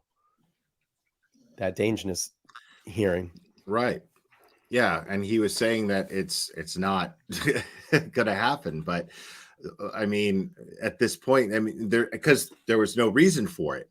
But of course, all of a sudden there's a reason for it. Yeah. You know what I mean? Yeah, I'm telling you, man, it's weird. This is a total railroading here. Yeah. I mean, you have to be blind not to see it. Yeah. You know, so I had a lot of sources that reached out to me and was telling me a lot of information, and they have, a lot of inside information as to who had connections to what. And, look, it's not going to be my job to put that out there. I'm going to let Bradel take care of this the legal way. I don't want to get into that's not what I do here. I don't want to get into a lot of the backroom chatter. If those are the types of conversations some other channels want to have, so be it. I can't confirm nor deny any of that stuff. And I appreciate that you brought forward to me. I have my own opinion on it behind the scenes, but I'm not going to put people's names out there and stuff. I just don't know enough about it to do that and confirm and say XYZ, you know what I mean? But I will stand by. I'll ultimately 100% stand by. This is very weird. The timing of it all. And it's, you know, it was like Mello took this huge loss in court the other day. And then what, 24 hours later, here we are. It's, you know, it's just, well, yeah, it's between not 24 hours, but I'm saying. I think that this hearing, the DA absolutely anticipated to not have Turtleboy be able to walk out. Yeah. I'm talking about the hearing that we just watched. Yeah, absolutely. 100%. The comments that they were making after, but again, they didn't expect it. I think it threw them off that it was moved up, because they thought that they were going to be able to plan this. I mean, because think about it, how weak is their case? You know, if they don't have any evidence, and he actually has evidence that shows that she, I mean, he has her on a recording saying that she is going to take abortion pills, pack her kids up, her 4 kids, wake them up out of bed, pack them up in her car, drive to his house, sit in his driveway. And she went through this step by step, yelling and screaming, drive to his house, sit in his driveway while those pills take effect with her kids in the car. That's an unstable person. It's wild. It's not a rational person. And you know, there's no, it all seemed like a good sign today because it was taking forever. And that seemed like a good sign because it seemed like the judge was looking at all of the evidence, and the way it was being reported from people that were inside the courtroom and sitting in the gallery was that Turtleboy had all the proof and the receipts, and she just had her word. And then they, you know, I mean, I understand, like, dude, 90% of the time when you see a hearing, the lawyer knows what to expect. Both lawyers know exactly what to expect. Right. The defense attorney, when a decision like that is made, usually the defense attorney is like telling, you know, his client, blah, blah, blah, this and this and this, and then this is what's going to happen. Watch, you know. But Bradle's reaction was, and we're going to show it. I have the video. I'm going to show it. Yeah. His reaction was like, what? Yeah. You know, so he almost did like this spin and was like, you got to be kidding me. And then everybody in the courtroom's like, what? Like, you got to be kidding me. You know, you'll hear it. Yeah. Like a head coach calling a really bad call that was blatant. Yeah. You know? Yeah. So we'll definitely play that. Let me finish out this hearing, and then we'll go to some more video here. Right on. Just an absolute joke. I just want to also tell everybody here, it's really encouraging that there are so many eyes on this case here, because that's what we need. We need eyes of the public on what's going on here. This is very important. In this case, just suddenly decided out of the blue for their own self-interest, to declare that normal journalistic activity that all of you engage in is now a felony. This is what I mean, man. And I'm going to stop this really quick. That's why the press covering this, no matter what they say, is good. You know, because Bradle is saying, all of you, like, he's fighting for your right to do your job. He's being locked up for it. This is a problem.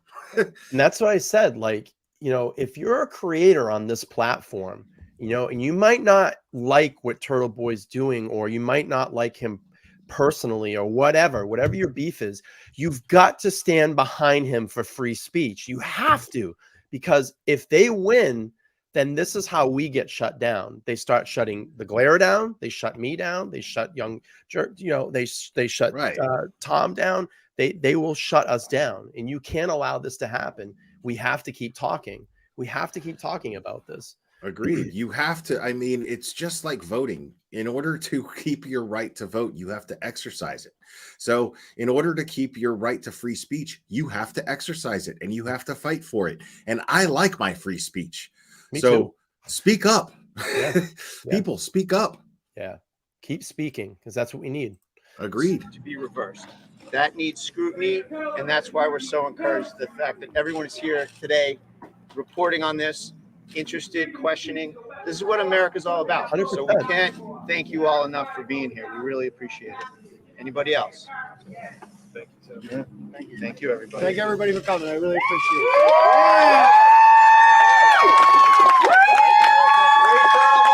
How do you feel, Aiden? Great.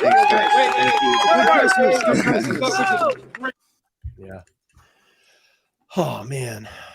All right. So we have that, and then we get into. Let me just pull this back up.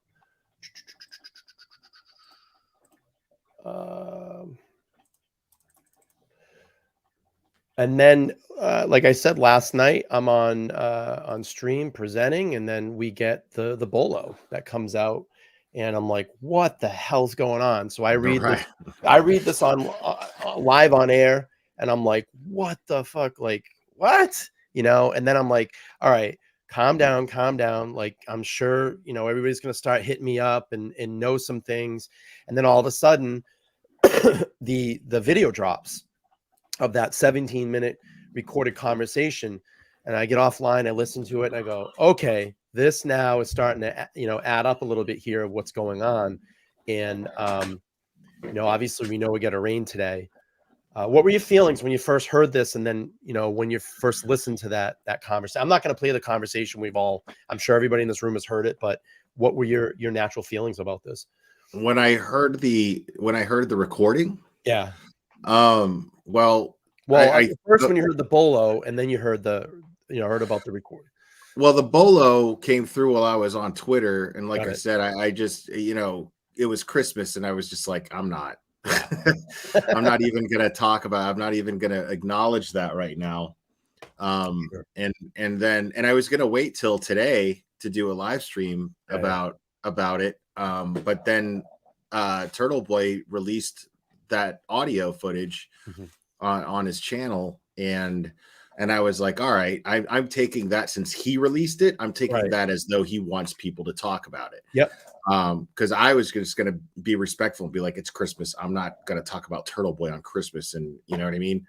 But again, as soon as I saw that he put that out there, I was just like, all right, green light, you know. So I went live about it as soon as I could. But I listened to it first. Right. And at first I was just kind of like, you know, and I was honestly looking at it from the perspective, I always do this, but I was looking at it from the perspective of, okay, he's being totally manipulative. He's the one recording. So he's the one, you know, being, you know, keeping himself together to look like the sane one. I've seen this 100 times. But then when I heard not just her behavior, but the things that she was saying, right, I was like, okay, no, this, I could see why he pulled out his phone and started recording. And it's important to note that he put in there, he starts the video that he put out. Now, of course, I'm sure it's edited to some degree, but but I don't mean like cut. I mean like starting and then ending at a certain point. Right. You know, but at the beginning of it, it clearly states that he lets her know, that you could hear him letting her know that she that he was recording, and then she acknowledges and said, yes, I know. She gave her consent to be recorded. You have to do that in the state of Massachusetts. You have to do that. And then she went on to act and say the most outlandish, crazy, unhinged things, which led me to believe that if she knows she's being recorded, she's still holding back. Right. So who knows what's going on, what she would be saying or doing, you know, if she wasn't being recorded, or if she didn't know she was being recorded. Yeah. It just, like, to me, I was like, oh shit. And then, like, listening to it a couple times, I'm like, he's clearly doing this because he feels there's a big setup coming. He's clearly recording this because there's going to be a setup. And then he even acknowledges that at one point. He even says, who are you calling? Are you calling to set me up? Are you going to say that I beat you or something? Right. You know, I mean, which is a valid question, because she's acting crazy and she's threatening him with, I know all about you, blah, blah, blah, blah, blah, blah, blah, blah, blah. And he's just like, I don't even know what you're talking about. Right. And then if she's making things up and he's genuinely not knowing what she's talking about, he's going to feel threatened. Like, okay, she's just saying things. That means that she's planning to do something. And, you know. Yeah. So we talked about that, the recording, and then we move on here to a lot of the responses. And what I wanted to do today is I went into the Karen Reed, John O'Keefe, Turtleboy group, and I wanted to just go over some of these reactions. I think you guys, as you know, the kind of community space in that group had a lot of valid points and a lot of valid things to talk about. And I thought I'd pull some of these up. So Danny it looks like he was kind of giving an update as things went on, said Aiden Carney, aka Turtleboy, has had his bond revoked in Dedham District Court. Carney to be held without bail for 90 days. Carney may not contact the victim from jail. 1/25/24 is the next date. Marshall went on to say the judge detained Aiden even after evidence was presented that the plaintiff in this case lied in their affidavit in county court. This is a shameful act. And then Evelyn went on to say, and this is I love this. This is a great point. Let me get this straight. This country overall right now is awfully lenient on bail, letting people out on bond that are pretty dangerous. I mean, we see that every day in New York City. People get shot, people getting stabbed. Within 2 hours, they're back on the street to menace people, rob people, hurt people. And they are going to hold a guy with no prior domestic violence arrest and clearly some questionable witnesses being used against him. Really? That's a great point. You know, we see this shit all day long. People go out, they stab, they rob people in New York City, in these liberal cities. They get off on all these liberal, these liberal laws. They're out to terrorize people and hurt people. They're out on the street, but an alleged bullshit sham DV, they're going to lock this guy up now. It doesn't make any sense. Right. Like he pushed her onto a couch and, obviously nobody should be putting their hands on anybody, but you can't sit there and tell me that you feel like this person is with no priors, that this person is a danger to you because he pushed you onto a couch. Especially if what we're hearing is a recording of her saying, just to antagonize him, that she's going to wake her 4 kids up out of bed and then drive to his house, sit in his driveway, and perform a self-abortion in front of her children in the back seat while she does this. That's insane talk. That's crazy talk. And even if he pushed her onto the couch, if that was a reaction to that, how is he somehow an abuser? Should he belong in jail? Does he belong in jail? Why would you hold him for 90 days without bail unless you're trying to keep him in jail and you're trying to find any reason to throw him in jail? Of course. And like Sleuthie said, do we know that he pushed her on the couch? We don't know. We don't know. We don't know. Right. It's only hearsay. So, and then I just want to read a couple more here. This was really great too. Rachel said Bradel had his PIs go to the ex-girlfriend's house this morning. She declined to talk. A couple hours later, the PI was pulled over and charged with witness intimidation. They are going to extreme lengths to keep the skeletons in the closet. This is not about Aiden. This is about a frame job of Karen Reed case in protecting Brian Albert, Jen McCabe, Michael Proctor, Tully, and Fanning, who I recently learned is the same Fanning that was involved in Sandra Birchmore. This is corrupt. They want us to deflect and fall back. They want us to give up. They think that we are all just turtle riders and we'll just go away because Turtleboy is locked up. Newsflash, we're not going away. Let's focus on and obviously free Karen Reed because we ain't got no quit. We ain't got no quit. And then Live in Florida came in and said, this does not make the case of Karen Reed go away. This made our voices louder. Just because Turtleboy isn't going on the case for now, there are hundreds behind him already taking the spot and getting answers to seek justice. And then I got one more here. This was an update just about an hour and a half before we started this via the Turtleboy page. We are obviously shocked and disgusted by what happened in court today and are in contact with Attorney Bradel to see what we can do to help going forward. However, this will not deter us. We will not be silenced, and we will ignore the trolls. In Aiden's absence, we continue to use Turtleboy's social media platforms to promise justice for Karen Reed, John O'Keefe, the Canton 9, and of course Turtleboy himself. Aiden prepared a story explaining everything that led up to today, which will be published tomorrow. For now, you can join Facebook page Turtleboy OnlyFans, where the admin team have information on how to help Aiden, and Justice for John O'Keefe, official Turtleboy, where the title itself explanatory. This place for information how to help peaceful protesters and fundraisers. This is a setback, we know, but we are in the right of the side of history. We will come to our come victorious. And that was from the admin team at Turtleboy, and I thought that's a great update. I agree with everything that you just read. Like everything, honestly.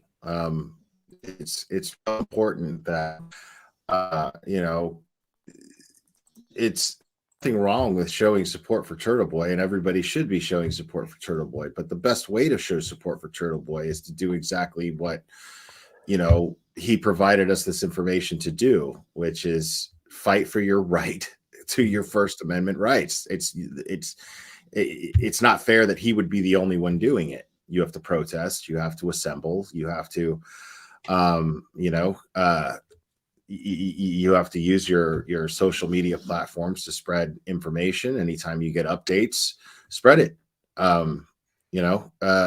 We all have this power of social media. It's in the palm of all of our hands. 100%. And so we can absolutely continue this. And the fact that he is in jail right now only proves more corruption, especially with Bradel and how upset he was. If an attorney of his caliber is shocked at the decision at the end, because like I said, every time you see a trial, every time you see a court, you always the attorneys that are there, they always know what the judge they always anticipate more or less what the judge is going to decide. But so for him to be absolutely shocked and appalled by it, tells you a lot, Yeah. I'm going to show that reaction right now. Let's pull that up.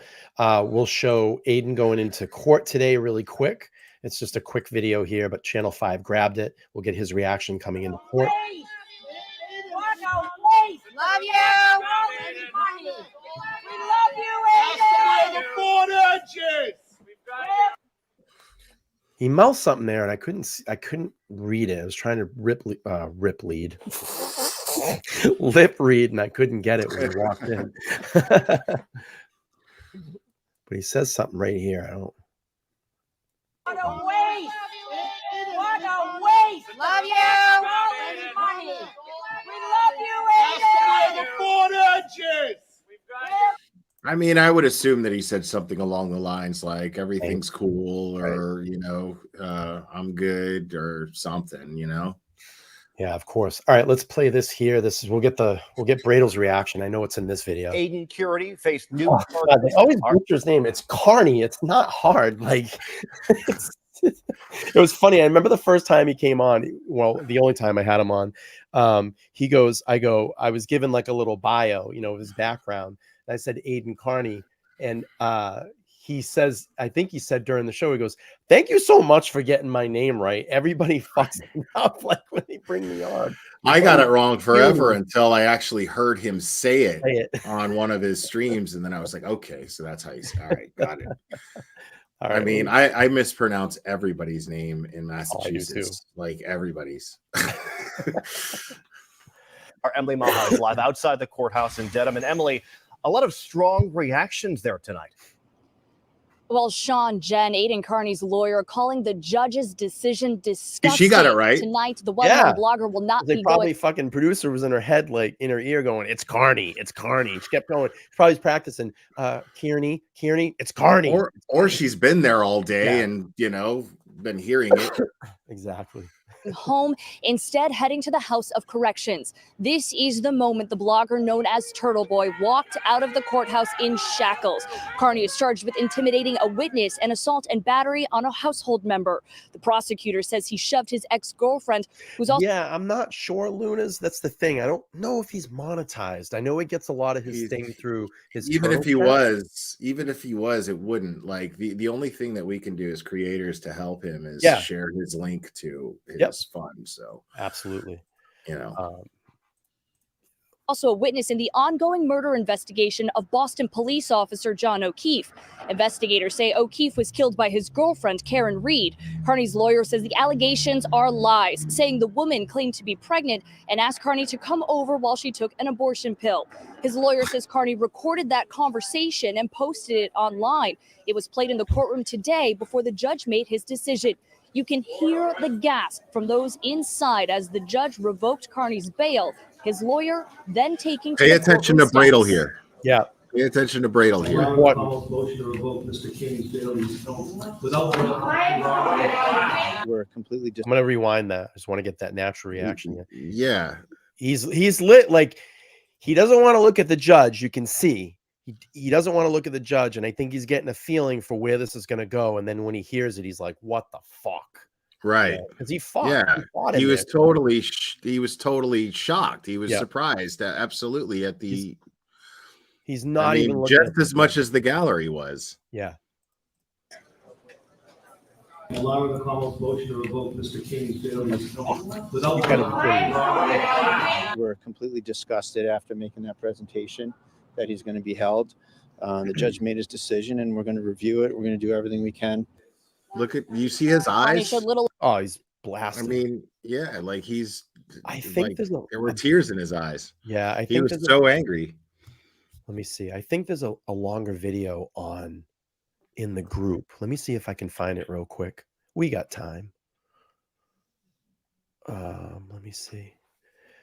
I know it was here earlier. I'll play it. It was about a minute long. They got a longer interview. Nice for being prepared there, Brian. I mean, yeah, I don't. Somebody asked, "Are they going to search his house?" And I mean, For what? They got everything. Right. They got all his devices already. Fuck. Right. And they still can't legally search it or at least present anything. Right. I got it. Yeah. Let me finish this up and then we'll play the extended interview with Bradle outside. I'm listening. I'm just it's all good, dude. After learning he'd be heading to the House of Corrections, he had just been in court last week after a grand jury returned a 16-count indictment, all connected to intimidating witnesses in the Karen Reed case. Now, Carney will be back in court next month for these charges. The judge warning him to have no contact with his ex-girlfriend, saying, "Do not call her," from the House of Corrections. Wow. All right. Let's do this. We'll wait for. Yeah. And you know, we've not yet begun to fight. I'm gonna wait. Oh fuck! We're not giving up the battle. We'll go back here in a second. So just let me do this real quick. I want to just thank everybody for being here tonight. I appreciate all of the new subscribers that have come in, all the new viewers. And like we were saying, we're trying to make the point here on this live. Let's not focus on things that are going to set us back. Let's make sure that we continue to focus forward, because that's what Aiden would want us to do. Keep talking about this. Keep those social media groups going. Keep going out and doing your peaceful protest and showing your support for Aiden and Karen Reed. We need to keep talking about this case. They're trying to shut us down, and we can't let that happen. I'm going to tell you right now, this is the first thing that Aiden would be saying. We need to keep talking about this. We absolutely need to keep talking about it. Agreed. Yeah, let me pull this up real quick, and we'll get kind of the extended interview with Bradle, and then we'll do a quick wrap up. And I think that should end the stream. Right on. Cool. He means us, his supporters, Channel 5. Yeah. Channel 5.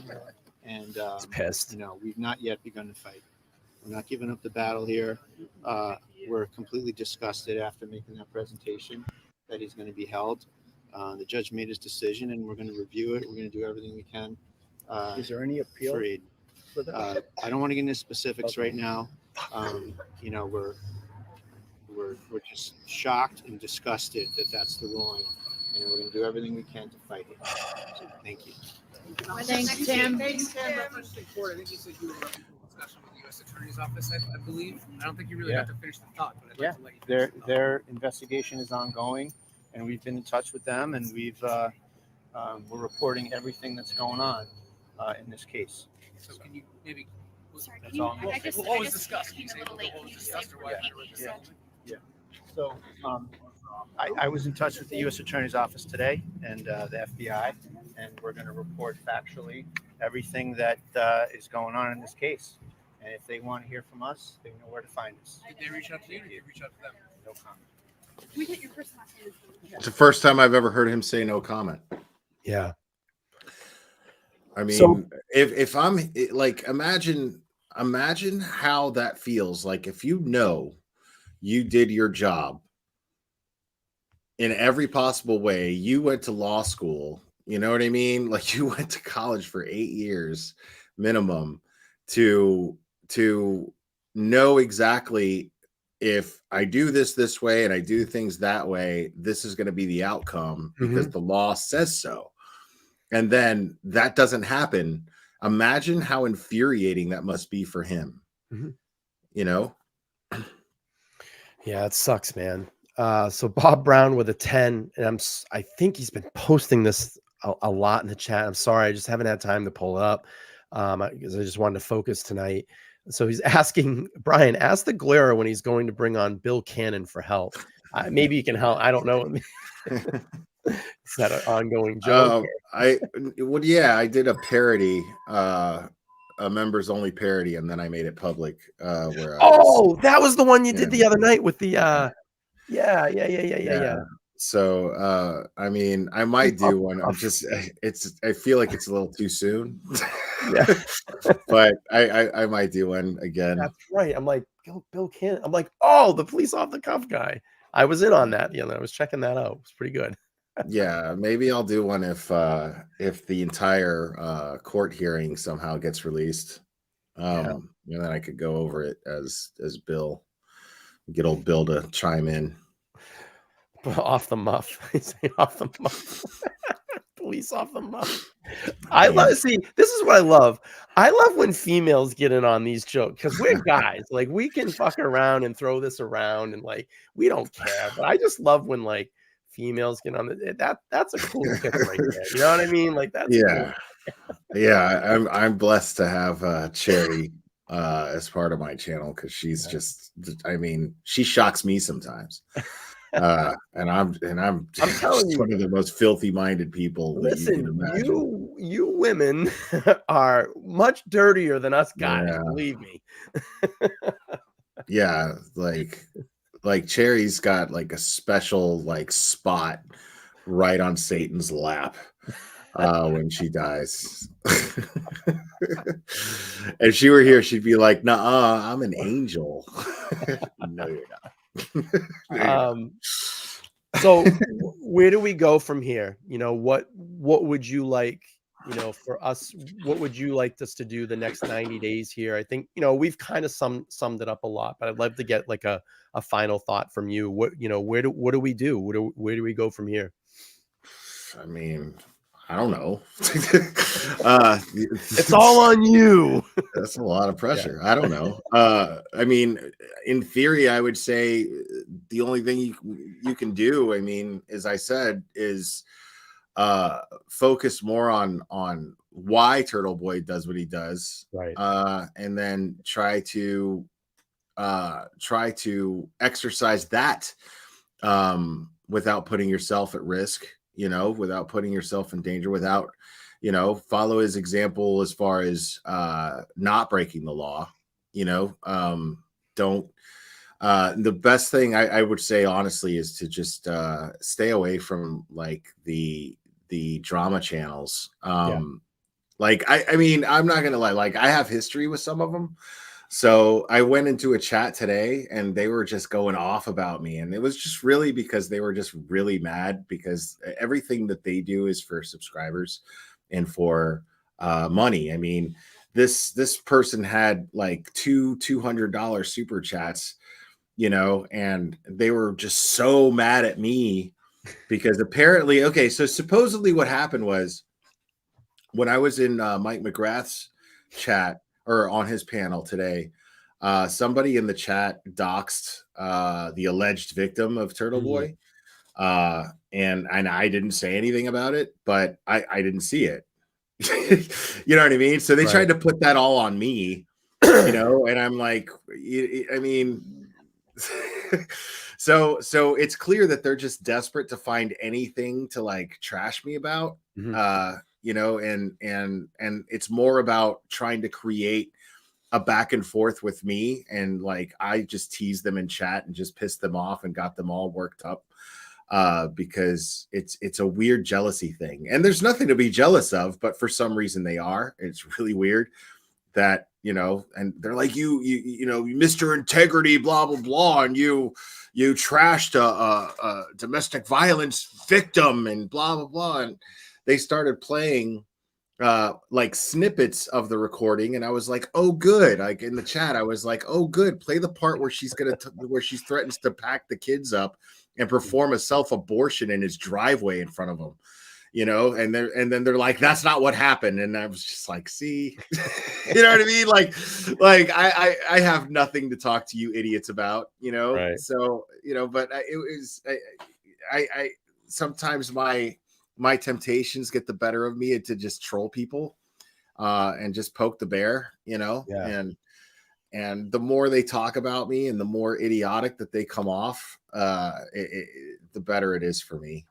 Sure. So I don't care. Yeah.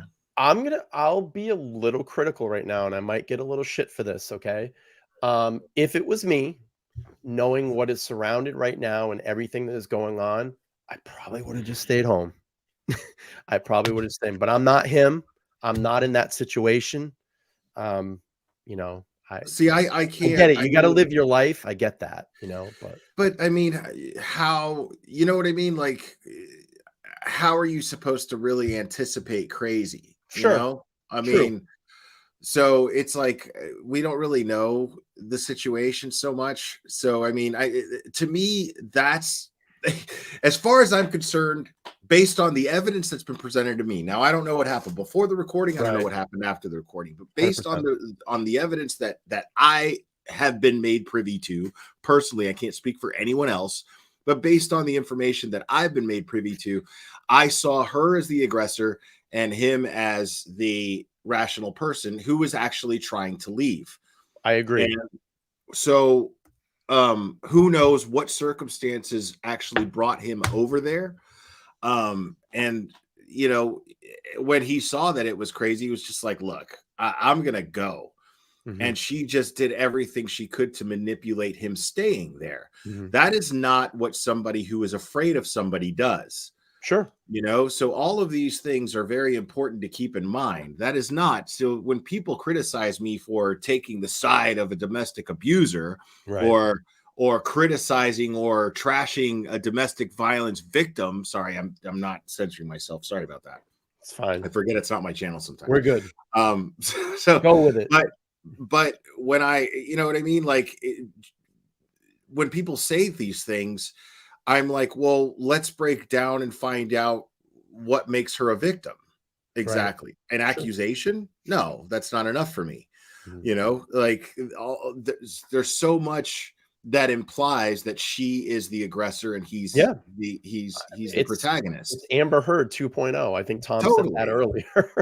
Tom said that in the chat earlier. It's Amber Heard 2.0. And my comment section is blasted with that from my live last night. Believe me, the truth is going to come out in all of this, you know, and I think it's going to be good. But the thing, again, I want, and I understand this is very fresh. It's very emotional right now. This is going to carry for, you know, a week or so. Everybody's going to be digging in.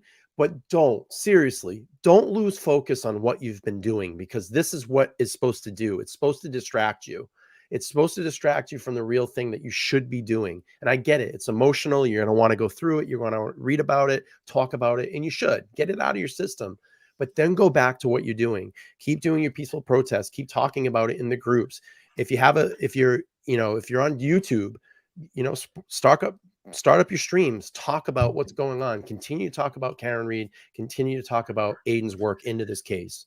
Right. Let the people who are, I mean, again, the majority of people who don't support Turtleboy and the things that he's uncovered and think that Karen Read is guilty, they don't have anything to base that on. Right. They're just they're jumping, they're reaching their conclusions based on their opinions of how they feel about Turtleboy. Yeah, and dude, the way you that just said it, bro. That is so holy shit. That's 100% correct, bro. Right. And that's not evidence, and that's not factual. That's because they don't like him. They don't like him. So if you don't like him, you can't like what he's saying, and it just waterfalls right out. Yeah, absolutely. So what's going to end up happening, I mean, this is the thing, is everybody's going to be tempted to argue and be like, no, read this and read that. They're not interested. They would have done it already at this point. Those who are jumping on this train of Karen Read is guilty and Turtleboy's a piece of shit, blah blah blah, all of those people, like 99% of them haven't actually looked at these documents, or they don't even understand them. They see one thing, they'll see one thing in the case and they go, well, right, that's it. It's pointless to try to educate them because they're not interested in knowing the truth. They're only interested in their feelings about Turtleboy, and that's it. And they blindly follow idiots because they're on TV, like Jennifer Coffendoffer, without actually doing their own independent research. And that right there already makes you elevated to them. So let them try to antagonize you, and let them try to sit there and say these horrible things that are just not true, and they won't matter. Because I mean, at the worst case scenario, at this point, Turtleboy's in jail. Like, what can they do? You know what I mean? Like, Turtleboy's already in jail. So what can they do? They could trash talk him all they want. Meanwhile, if all we're doing is moving on to, okay, this is what this statement is. This is what that statement is. The facts don't lie. Moving forward, just keeping the case, why we're all here, in our mouths, keeping that going is exactly what Turtleboy would absolutely want you to do. Yep. And I hate wording it like that, but it's just, there's so many people who feel personally connected to him. I'm talking to them specifically. If you're so discouraged because Turtleboy happens to be in jail, and you're so concerned about Turtleboy, then, honor what the hard work that he put into by providing you with the information, and do something with that information. That would be the best thing to do for his benefit, for his, that would be the best thing to do that would benefit him. I mean, that's what I plan on doing. I'm just going to keep talking about this. Yeah. Me too. Period. I think you got it right. Yeah. And that's all we can do. Keep staying active in the groups. It's going to suck to not see posts from Turtleboy, because I realize that that's inspiring and it fires people up. But, this is about John O'Keefe and Karen Read at the end of the day. That's why Aiden has done everything that he's done. So it would be a waste if this all ended with him going to jail. It would be a waste, and it would be disrespectful to the work that he put into all this. Yeah, 100%. And, we'll keep fighting. We'll keep talking about this. I know Glare will. I will. There's a bunch of other, Tom will be out there, and a bunch of other channels that follow this case as well, too. They'll talk. Real quick, I got a $4.99 from Street Squirrel. Said Brian has sent you the phone calls between Mel and the Canton PD, Canton 9 on Facebook message. Awesome. I'll review that later. Thank you so much for the $4.99. And, yeah, man, I think this is going to probably wrap it up. We're about 2 hours. Fantastic stream. It was cool to get on panel with you. I know we've been trying to do this for a while. And, if you ever want to come back and jump on, let me know. If you ever need help on your panel, just fucking shoot me an email, bro. I'll be there. So we'll keep talking about this. We're not going anywhere. We're not letting anybody shut us down. You all as you know, people that are invested in this case, Turtleboy and Karen Reed's case, continue to talk about it. You know, continue to talk about it. Don't let them shut us down. So, right. Yeah, I agree. It's the best thing that we can do. And I'm going to do everything I can. You know, I can't promise anything, but sure. I would like to go out to Massachusetts and be there to support in person. And when it comes to these, these large groups getting together and showing support for both Turtleboy and Karen Reed. So if I can, and I have enough notice before one of these things happen, I'm going to do everything I can, and I'll bring Clubber with me, and, you know. Yeah, let me know, bro. We'll get together and you know, I can help you out and stuff like that. Help you find a place and you know, get that all set for you. I will be there on January 5th. I will be at Karen's hearing, recording and supporting out there. So I will. Yeah, I won't be there for that one, but hopefully the next one. Absolutely. Let me do this before I wrap up the stream. I just want to get to some donos that came through. Buy me a coffee. I had Peter with the 5. Appreciate it. Dina with the 5. I appreciate it. Renee with the 5. I appreciate it.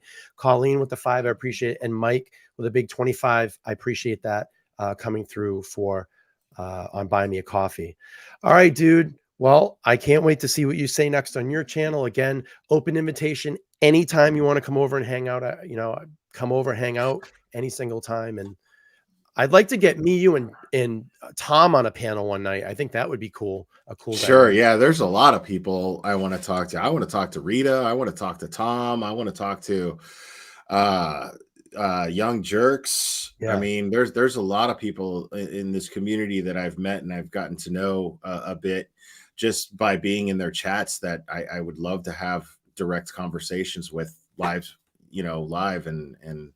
and get to know on a more intimate level. Absolutely. Yeah. I'm blessed by this. Is super inspiring how people feel about this case and everything. And I'm really grateful to be a part of it. Seriously. Yeah, me too, man. You know, I said that the first hearing that I went out to, I literally got there and I had been doing, you know, obviously doing videos on Karen and Turtleboy, and I show up and like, I turn around and 15 people like, I know who you are. And I was like, what? And they're like, come talk to us. And I want to be on your live right now. Cause I was streaming out there. Unfortunately, I had shitty connection that day, but that's how I met Tom in person. I met Rita. Rita jumped on my show that night, and I've had Tom on, and just such a great group of people, great community, and fucking smart. Everybody in this community is smart and on it. I mean, there's shit that I miss and I have to be reminded. Oh, I get shit wrong all the time, dude. Like, I get shit wrong all the time. But the thing is, it's awesome. You know, I look at having a chat as a luxury because there are so many people that have been following this so adamantly for so long, and people that at this point I can count on to have the correct information that are going to provide me with it just in my chat. And then, you know, I'm not too proud to be like, oops, my bad. Right. Thank you. Right. I appreciate you, you know, setting me straight on that. Because I do want to get things right, and I do want to spread information that is correct. Of course. I want to be more educated on these things. And that's why I explored this case live. And being very clear when I started, I don't know anything about this case yet. I'm going to need you guys to help me out, you know, and everybody has just been amazing about it. So yeah, I agree. I mean, there's nothing to be ashamed of in wanting to educate yourself. And believe me, there's still things that I need to catch up on. Believe me, there is. I don't know everything. Believe me. No, there's so much. There's so much. But you guys are on it. Believe me. And I learned from it too, you know, but and I appreciate that. I appreciate that. All right, dude, I'm going to hit the outro. I want to thank everybody that came in tonight. I think at one point we had over 1,000 people in the chat. That's definitely a new for me, so I appreciate that. I appreciate all the new subscribers that came in this night, all the new members, all the super chats that came through, all the buy me a coffees that came through, and most importantly, thank you to Will for coming on and hanging out on the panel tonight. Such a great panel, dude. And again, let's do this again sometime, anytime, man. Yeah, no, thanks for having me. I really enjoyed this. So yeah, anytime, man. Cool. Appreciate it. All right, everybody, we're going to get out of here. I appreciate everybody again, and we'll talk to everybody soon. Let's hit the Bye, outro. everybody. See ya.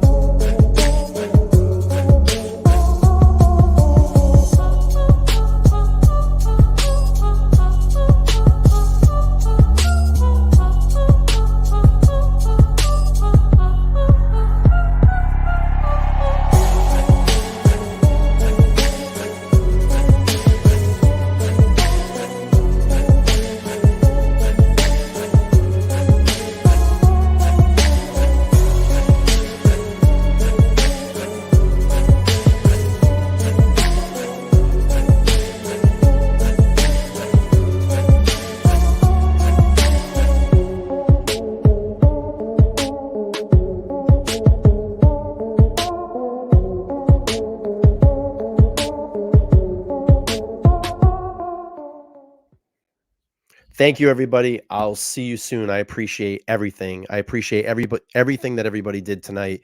Let's keep this going. We need to keep this going. Don't get distracted and make sure you're doing the right thing out there. I appreciate everybody, and we will continue to fight. We don't quit, and we will continue fighting. Have a good night, everybody. Appreciate y'all.